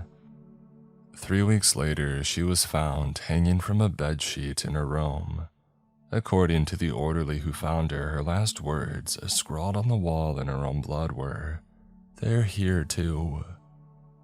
After the bar eventually reopened, Harris had a handwritten, reserved sign to the corner booth that he put out every Thursday at precisely 10 p.m. When I finally asked him why, his answer was cryptic. "That booth sits on the exact spot where 7 men were sentenced to hanging in 1888, he said. Every Thursday at 10 p.m. was when the judge would read the sentences. They would say he took pleasure in it, would have dinner first and make them wait." I didn't believe him. Thought it was just a local color to explain away a tragic incident. But curiosity got the better of me, and I actually looked up what he said. The judge he had mentioned, Judge Fleming, he was a real person. And every Thursday after his dinner at precisely 10 p.m., he would convene court specifically to deliver death sentences. History records him as being unusually harsh, sentencing men to hang for crimes as minor as cattle rustling and petty theft. More disturbing still, 7 men had indeed been sentenced on the very spot where the corner keg now stands. The courthouse had burned down in 1926, and the bar had been built using some of these salvaged materials. I don't know if that girl Mackenzie really saw the ghosts of the condemned men or if it was just a tragic case of mental illness. But I do know that since that night, nobody has sat in that booth after 10 p.m. on Thursdays.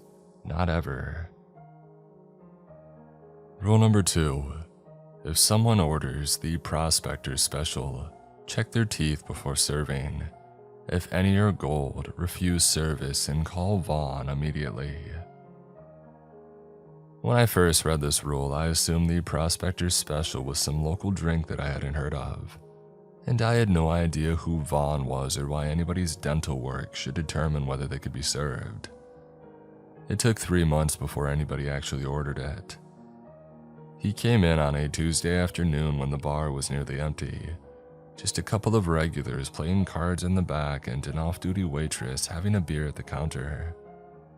The stranger was tall and rail-thin, wearing a denim jacket despite the summer heat. His hair was gray and wild, sticking out from beneath a sweat-stained trucker cap. Nothing about him seemed remarkable except for the way that he moved.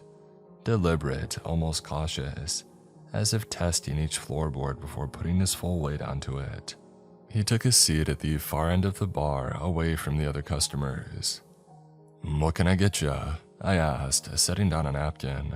The man smiled, revealing a row of perfectly white, perfectly straight teeth that seemed at odds with his otherwise weathered appearance. "The Prospector's Special," he said, his voice surprisingly soft and refined. I froze, remembering the rule. The man was still smiling, and I found myself staring at his teeth. "Is something wrong?" he asked, the smile never faltering. "No, just trying to remember what goes in that," I improvised. It's been a while since anybody ordered it. I needed to see his teeth more clearly. Were any of them gold? In the dim light of the bar, it was hard to tell. "Sorry, how about I go check the recipe in the back?" I suggested. "In the meantime, can I get you some water?" "Oh, that would be lovely," he replied. I filled a glass with ice water and a lemon wedge, something that we didn't normally do, but I wanted to give him a reason to take a substantial drink. When I returned, I placed the water directly in front of him. "Here you go. I'll just be a moment with that drink." As I had hoped, he took the glass and drank deeply. When he set it down, I saw it, a flash of gold from a molar on the left side of his mouth. My heart rate accelerated. I had no idea who Vaughn was or how even to contact him. Harris was off that day, and I didn't want to call and risk the stranger overhearing. "Actually," I said, trying to keep my voice steady, "I just remembered that we're out of one of the ingredients for the Prospector's Special. Can I interest you in something else?" The man's smile disappeared immediately. "No substitutions," he said flatly. "I know you have what's needed. I'm sorry, but we really don't." "Lying doesn't become you," he interrupted, his refined voice suddenly taking on a harsher edge.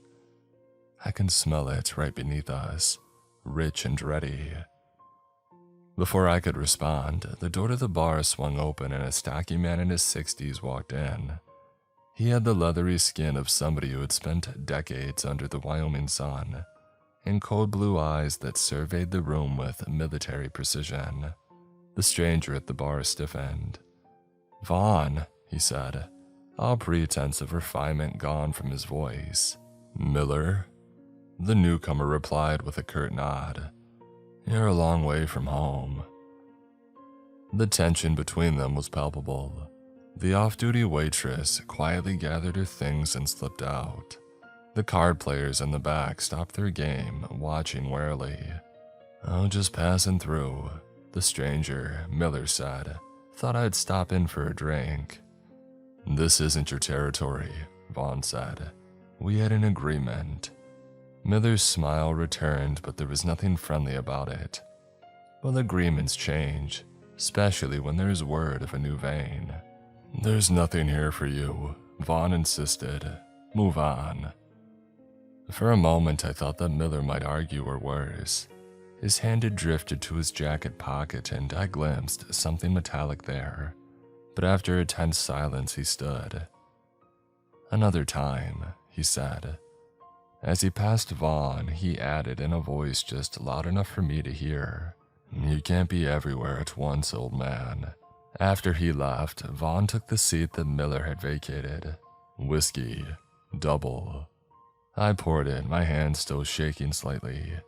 Who was that, and what's the Prospector's Special? Vaughn downed half the whiskey before answering. "Yeah, Cooper Miller. Used to work the mines up near Atlantic City before they closed in the 70s. Now he prospects on his own." "For gold?" I asked, thinking of the rule about checking for gold teeth. Vaughn's expression was grim. Something more valuable and more dangerous too." He finished his drink and stood. "If he comes back or anybody else orders that drink, you call me immediately." He scribbled a number on a napkin. "Day or night." Over the next few years, 6 more people ordered the Prospector Special. Each time I checked their teeth, and each time I found at least one gold tooth. And each time I called up Vaughn, who would appear within minutes as if he had been waiting nearby. I never learned exactly what they were prospecting for, but years after that first encounter, a hiker found Cooper Miller's body in an abandoned mine shaft about 15 miles from the corner keg. According to the newspaper, his throat had been cut and several of his teeth had been extracted, including, I was certain, that gold molar. The coroner estimated he had been dead for at least 2 years, which was strange because I could have sworn that I had seen him in the bar just a month earlier, trying to order the Prospector Special again, flashing that same gold tooth. When I mentioned this to Vaughn, he just nodded and said, "They look more like the longer that they dig." I didn't ask for clarification. Some answers aren't worth knowing. Rule number 3, never allow Tracy Lorene to run a tab. Cash only, and all glasses must be collected immediately after she's done. Tracy Lorene first came to the corner keg on a stormy night in April. The power had gone out in half the county and we were operating by the light of gas lanterns and candles. She arrived alone, shaking rain from a black umbrella, her red hair gleaming like copper in the lantern light. She wasn't a local. That much was obvious from her city clothes and the rental car keys that she placed on the bar. But she wasn't exactly a tourist either. There was something purposeful in the way that she surveyed the room, her green eyes lingering on each patron as if searching for someone. "Gin and tonic," she said when I approached. "Hendrix if you have it." We did have it, though it wasn't often requested in a place where most customers ordered beer or well whiskey. As I prepared her drink, I felt her watching me, assessing. When I set the glass in front of her, she didn't touch it immediately. Instead, she placed a $100 bill on the bar. "I'd like to open a tab," she said. I remembered rule number 3. "Sorry, but we're cash only, per drink." Something flashed in her eyes. Annoyance, perhaps, or suspicion. That seems unusually restrictive for a bar. "Owner's policy," I said with an apologetic shrug. "Especially during power outages when the credit card machine is down." She didn't believe me, that was clear, but she nodded and pushed the 100 closer. "Keep the change then, for now." I rang up her drink and put the change, a considerable amount, in a tip glass next to her. "Well, that's very generous," I said. "I'm hoping it buys some information." She replied candidly. "What kind of information?" Tracy took a sip of her gin and tonic, her green eyes never leaving mine. "I'm looking for a man named Kevin Lorene, my husband." She reached into her purse and produced a photograph. A tall man with sandy hair and a beard, smiling against the backdrop of what looked to be a national park. He was on a research trip in this area. He was supposed to check in with his team 3 days ago, but nobody's heard from him. I studied the photo but didn't recognize the man. "I'm sorry to hear that, but he hasn't been in here. At least not while I've been working." "And when do you not work?" she asked. "Mondays and Tuesdays. Harris takes those shifts." She nodded, tucking the photo away. "I'll come back tomorrow to ask him then." Tracy finished her drink and ordered another. As per the rule, I immediately collected her empty glass, wiping down the bar where it had been. She raised an eyebrow. "Thorough." "Yeah, we try to keep the place clean," I said, though cleanliness had never been the corner keg's strong suit. She stayed for 3 more drinks, nursing each one slowly as she observed the other patrons. No one approached her, though several of the regulars cast curious glances her way. An attractive, well-dressed woman was an unusual sight at our establishment. When she finally left, I collected her last glass immediately. As I was wiping it, I noticed something strange, a faint reddish residue inside. too thick to be gin or tonic. I sniffed it cautiously. It had a metallic odor that reminded me of pennies. Blood. I turned to the door, but Tracy was already gone, her black umbrella bobbing in the rain as she walked to her rental car. The next night, she returned while Harris was behind the bar.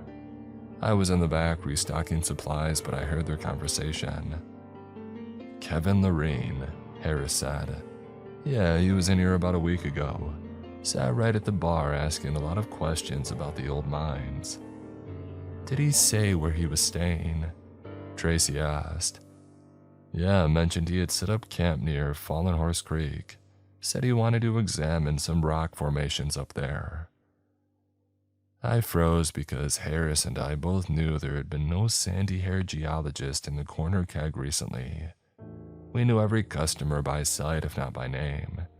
Harris was lying and I couldn't understand why. Tracy returned every night for a week. Each time she ordered gin and tonics, and each time I collected her glasses immediately. And each time I found that same reddish residue. On her 7th visit, she arrived much later than usual, nearly at midnight. The bar was empty except for Harris and me. We were about to close. "One more drink. For the road." As I prepared it, I noticed her hands. In the dim light, I hadn't seen it before, but there were dark stains under her fingernails, the same reddish brown as the residue in her glasses. I served her drink and then retreated to the other end of the bar where Harris was counting the day's take. "Why did you lie to her about her husband?" I whispered. Harris glanced at Tracy, who was staring into her drink, seemingly lost in thought.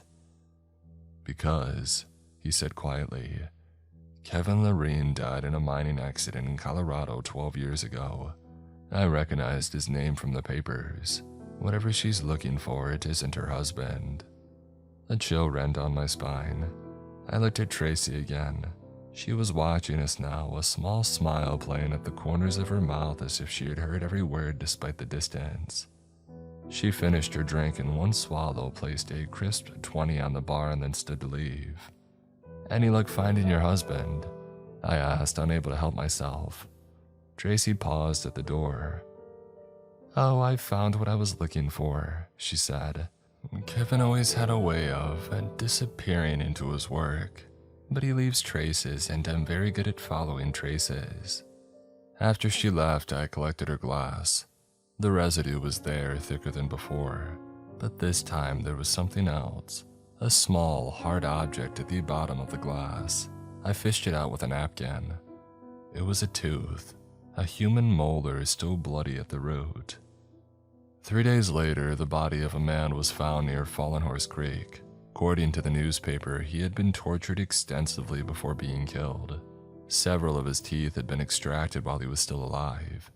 His hands had been removed, presumably to prevent identification through fingerprints, but based on personal effects found at his nearby campsite, authorities believed him to be Dr. Lawrence Keller, a geologist from the University of Colorado. There was no mention of Kevin Lorraine. When I showed Harris the newspaper article, he just nodded grimly. "Yeah, Keller was using Lorraine's research," he said, picking up where he had left off at. "Left off on what?" I asked. Harris's expression was bleak. Some things are better left buried. Literally." Tracy Lorraine never returned to the corner keg, but Rule 3 still remains in place. Because sometimes she'll send others, men and women with clean clothes and city manners, always ordering gin and tonics, and always looking at the other patrons, searching for someone. Rule number 4. If the old wall phone rings, answer it by saying, "All Souls, 5 minutes." Hang up immediately if the caller asks about the lost child. The wall phone in question is a relic, an old rotary phone mounted next to the restrooms. It's not connected to any line and it hasn't been for decades. That's what makes it so unsettling when it rings. The first time I heard it, I nearly dropped a tray of glasses. It was a Tuesday afternoon about 3 months into my employment at the corner keg. The bar was empty except for 2 elderly men playing checkers near the window. The sound was unmistakable. That shrill, insistent ring of an old telephone. I turned toward the source of the noise, expecting to see somebody's cell phone. Instead, though, I saw the ancient wall phone vibrating slightly with each ring. Before I could process what was happening, Harris emerged from the back room, walked directly to the phone and lifted the receiver. "All Souls, 5 minutes," he said clearly, and then listened for a moment before hanging up. He caught me staring. "Wrong number," he said casually, as if there was nothing unusual about a disconnected phone receiving calls. The second time it happened was a month later. This time I was alone in the bar during the afternoon lull between the lunch crowd and the evening rush. When the phone rang, I remembered the rule and approached it hesitantly. The plastic receiver felt unnaturally cold against my ear. "All Souls, 5 minutes," I said, trying to mimic Harris's matter-of-fact tone. There was silence on the other end, and then a sound like rushing water. Finally a voice, neither male nor female, neither young nor old, asked, "Is this about the lost child?" My blood ran cold. Without thinking, I slammed the receiver down. The phone rang again immediately. I didn't answer. When Harris arrived for his shift an hour later, I told him what had happened. "You did right," he said, his usual gruff demeanor softened by what seemed like genuine relief. "If they ask about the lost child, it's not a call we want to take." "Who's they? And what lost child?" I asked. Harris busied himself checking the liquor inventory, avoiding my gaze. "It's just an old system," he finally said, "from before cell phones when people around here needed to communicate quickly. All Souls was code for an emergency. 5 minutes meant how long until help would arrive." It was clearly not the whole truth, but it was all that I could get from him that day. Over the years, the phone has rung perhaps 24 times. Most calls follow the same pattern.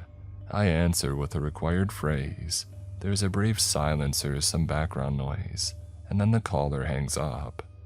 But 3 times now the caller is asked about the lost child.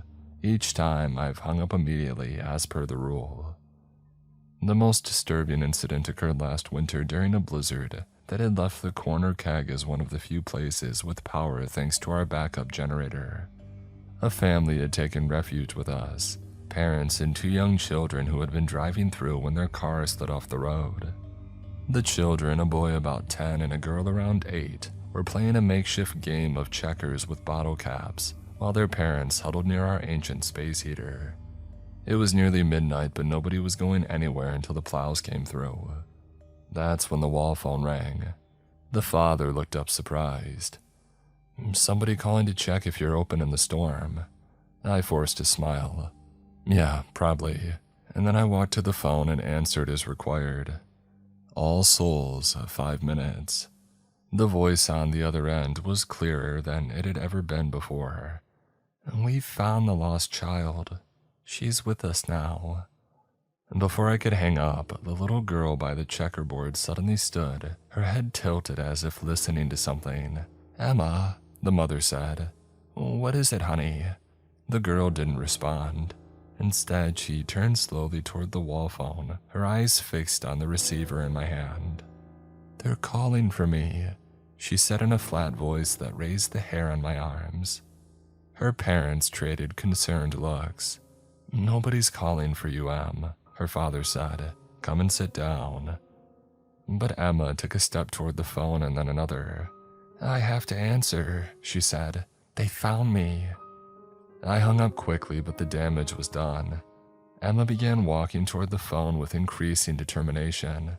When her father tried to stop her, she scratched his face with a surprising strength, drawing blood. It took both her parents to restrain her as she thrashed and screamed. "Let me answer! They found me, I have to go!" Harris, who had been in the back, emerged at the commotion. Taking in the scene, he immediately went behind the bar and retrieved a small metal tin that I had never seen before.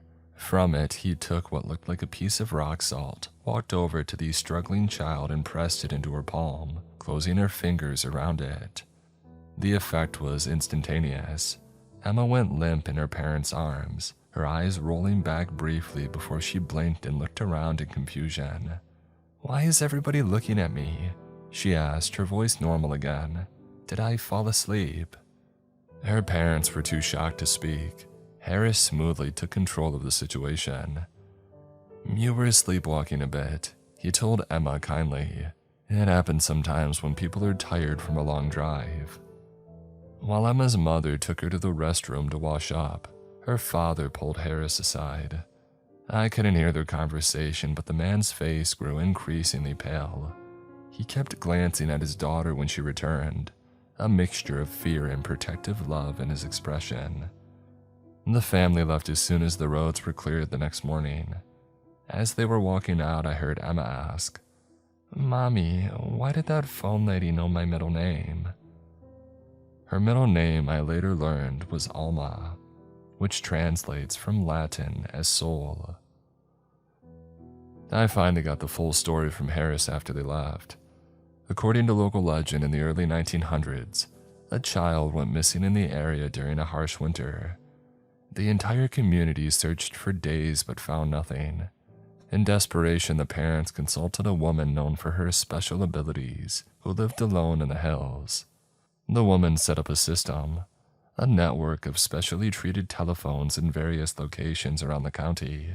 Each phone could somehow connect to the others without conventional lines, through means that the legend doesn't specify. The search parties would use these phones to coordinate their efforts, always beginning conversations with all souls to invoke protection from whatever was out there. They never found the child, but sometimes the phone still rang, and sometimes whatever took that child so long ago was still looking for others. The lost child isn't a specific child anymore, Harris explained. It's any child that they can reach. Any child who will answer. I don't know if I believe in such things, but I know what I saw that night with Emma, and I know that I will never engage with a caller who asks about the lost child. Some connections are best left severed. Rule number 5. If you noticed a customer's reflection behaving differently than the customer, act normal but place a salt shaker upside down on their table. Wait for Dev, Harris, or the sheriff to arrive. Of all the rules, this one seemed the most far-fetched when I first read it. People's reflections don't act independently. That's the stuff of scary movies, not real life. And then I met Clayton Renner. He came in on a slow Sunday evening in July when the sunset was painting the sky in violent shades of orange and purple. Average height, average build, brown hair cut short. Nothing remarkable except for the pallor of his skin, which suggested someone who didn't spend much time outdoors. He took a seat at the bar and ordered a beer. Nothing unusual there. But as I served him, I happened to glance at the mirror behind the bar. The long, somewhat spotted rectangle that stretches the length of the counter. Clayton's reflection was watching me. Not Clayton himself. He was watching the bowl of peanuts that I had placed in front of him. But in the mirror, his reflected eyes followed my movement with an intensity that sent a cold spike of fear through me. I nearly dropped the glass that I was polishing. By the time I looked directly at Clayton again, he was sipping his beer, seeming oblivious. His reflection now matched his actions perfectly. Had I imagined it? Well, possibly. The lighting in here is notoriously bad, and the mirror itself is ancient, warped in places from age and humidity. But 10 minutes later, it happened again. Clayton was checking his phone, head down, fingers scrolling. In the mirror, his reflection was staring directly at an elderly couple in the corner booth, its lips moving slightly as if whispering something. I remembered the rule, salt shaker upside down, but the rational part of my brain still rebelled against what I was seeing. There had to be a logical explanation, a trick of the light, my imagination running wild after too many late shifts and weird experiences. and Clayton finished his beer and ordered another. As I served it, I deliberately kept my eyes on him, avoiding the mirror. He seemed pleasant enough, making small talk about the weather and asking how business was. "I'm not too busy tonight," he said, gesturing around the bar. "Yeah, Sundays are usually quiet," I replied. "Locals go to church in the morning, recover from hangovers in the afternoon, and stay home at night." He laughed, a normal human laugh. "And visitors, do you get many of those?" "Some," I said cautiously. "Mostly people passing through on their way somewhere else." Clayton nodded thoughtfully. "And where do you think they're going? All those people just passing through?" Something about the question felt wrong. Too intense, too personal coming from a stranger. I made a non-committal sound and moved away to serve another customer. When I glanced at the mirror again, Clayton's reflection was gone entirely. Just an empty stool where he should have been reflected, though he was still very much sitting there in the physical world, sipping his beer. My hands trembling slightly, I reached for a salt shaker. I kept my movements casual as I circled the bar, cleaning imaginary spills until I reached Clayton. I placed the upside-down salt shaker on the bar next to his beer. "Brings good luck," I said when he looked at it curiously. "Does it?" He smiled, but it didn't reach his eyes. "I've always heard spilled salt was bad luck." "Only if you spill it," I replied, moving away again. I texted Dev, Harris's nephew who sometimes helped out at the bar, with a simple message. Rule number 5, now. Clayton nursed his second beer for nearly 40 minutes. During that time, his reflection continued to behave erratically, sometimes absent, sometimes staring at other patrons, sometimes appearing to whisper to someone just out of frame. At one point, when I was serving a group at the far end of the bar, I saw his reflection stand up in the mirror, while Clayton himself remained seated in reality. The reflection Clayton walked behind the seated reflections of other customers, leaning down as if to whisper in their ears. One by one, those customers shivered or rubbed their necks as if feeling a sudden draft. Relief flooded through me when the door opened and the sheriff walked in. He was in civilian clothes, jeans and a flannel shirt, but I recognized the careful way that he looked around the room, his right hand hovering near his hip where his gun would normally be holstered. His eyes found mine and I nodded subtly toward Clayton. The sheriff took a seat 2 stools down from him and ordered a beer. For several minutes, nothing happened. They sat in silence, each drinking, neither acknowledging the other. And then the sheriff casually glanced at the mirror. Whatever he saw there made him stiffen momentarily before he regained his composure. "Evening," he finally said to Clayton. "Don't believe I've seen you around here before." Clayton turned to him with a pleasant smile. "Just passing through." "Where you headed, if you don't mind me asking?" "Oh, wherever the work is," Clayton replied vaguely. "And what kind of work might that be?" The temperature in the bar seemed to drop several degrees. Clayton's smile remained fixed, but his eyes hardened. "Collection.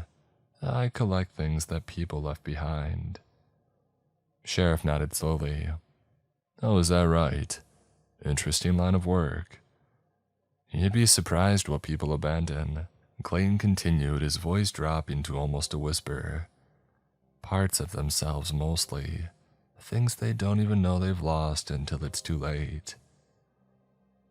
In the mirror, I could see Clayton's reflection leading toward the sheriff's reflection, its mouth stretched in a grin far wider than any human mouth should be capable of. The sheriff didn't flinch. "I think it's time for you to move along. We don't much care for collectors around here." Clayton's expression remained pleasant, but a muscle twitched in his jaw. "I haven't finished my beer." Yes, you have." The standoff lasted perhaps 5 seconds, though it felt much longer, and then Clayton shrugged, placed a 20 on the bar and stood. Another time, perhaps, he said. He glanced around the bar one last time, his gaze lingering on certain patrons. This place is rich with potential acquisitions. As he walked to the door, I couldn't help but check the mirror one final time. Clayton's reflection wasn't walking with him. It was standing at the bar, staring directly at me, its face contorted in a silent scream of rage. And then he was gone, and the reflection vanished with him. "Lock the door," the sheriff ordered, already on his feet. He flipped the sign to closed while I turned the deadbolt. What was that? What did I just see? The sheriff ran a hand over his face. He suddenly looked much older than his 50-something years. Now, they have different names in different cultures. Doppelgangers, fetch husbands, reflective mimics. I call them collectors. Collectors of what? Identities, lives. He glanced at the salt shaker that I'd placed on the bar. The salt disrupts their ability to fully sync with their physical counterparts, makes the reflection lag and act independently. It's how we spot them. So that wasn't Clayton in the mirror, it was something else. Sheriff shook his head. Clayton Renner probably doesn't exist. What you saw both in person and in the mirror was a collector. But they need physical and reflective forms to work in tandem. The salt forced a separation between the two. What would have happened if you hadn't come? Best case scenario, he would have found a vulnerable target, isolated them, and replaced them. Worst case, the sheriff gestured to the bar full of people. He might have tried for multiple. Over the years, I've had to invoke Rule 5 7 more times. Each instance involved a different person, different faces, different names, different stories. But they all shared certain characteristics, an unusual interest in the other customers, odd questions about passing through, and of course the reflections that behaved independently when salt was present. I've learned to spot them more quickly now. The slight mismatch between expression and words, and the way they study people as if memorizing details, the stillness that they have when they think no one's watching. So there you have them, the 5 rules that I use at the corner keg to keep things going and everything running smoothly. I've followed them faithfully for over a decade now, through quiet nights and busy ones, and I don't see any reason why I would stop following them now.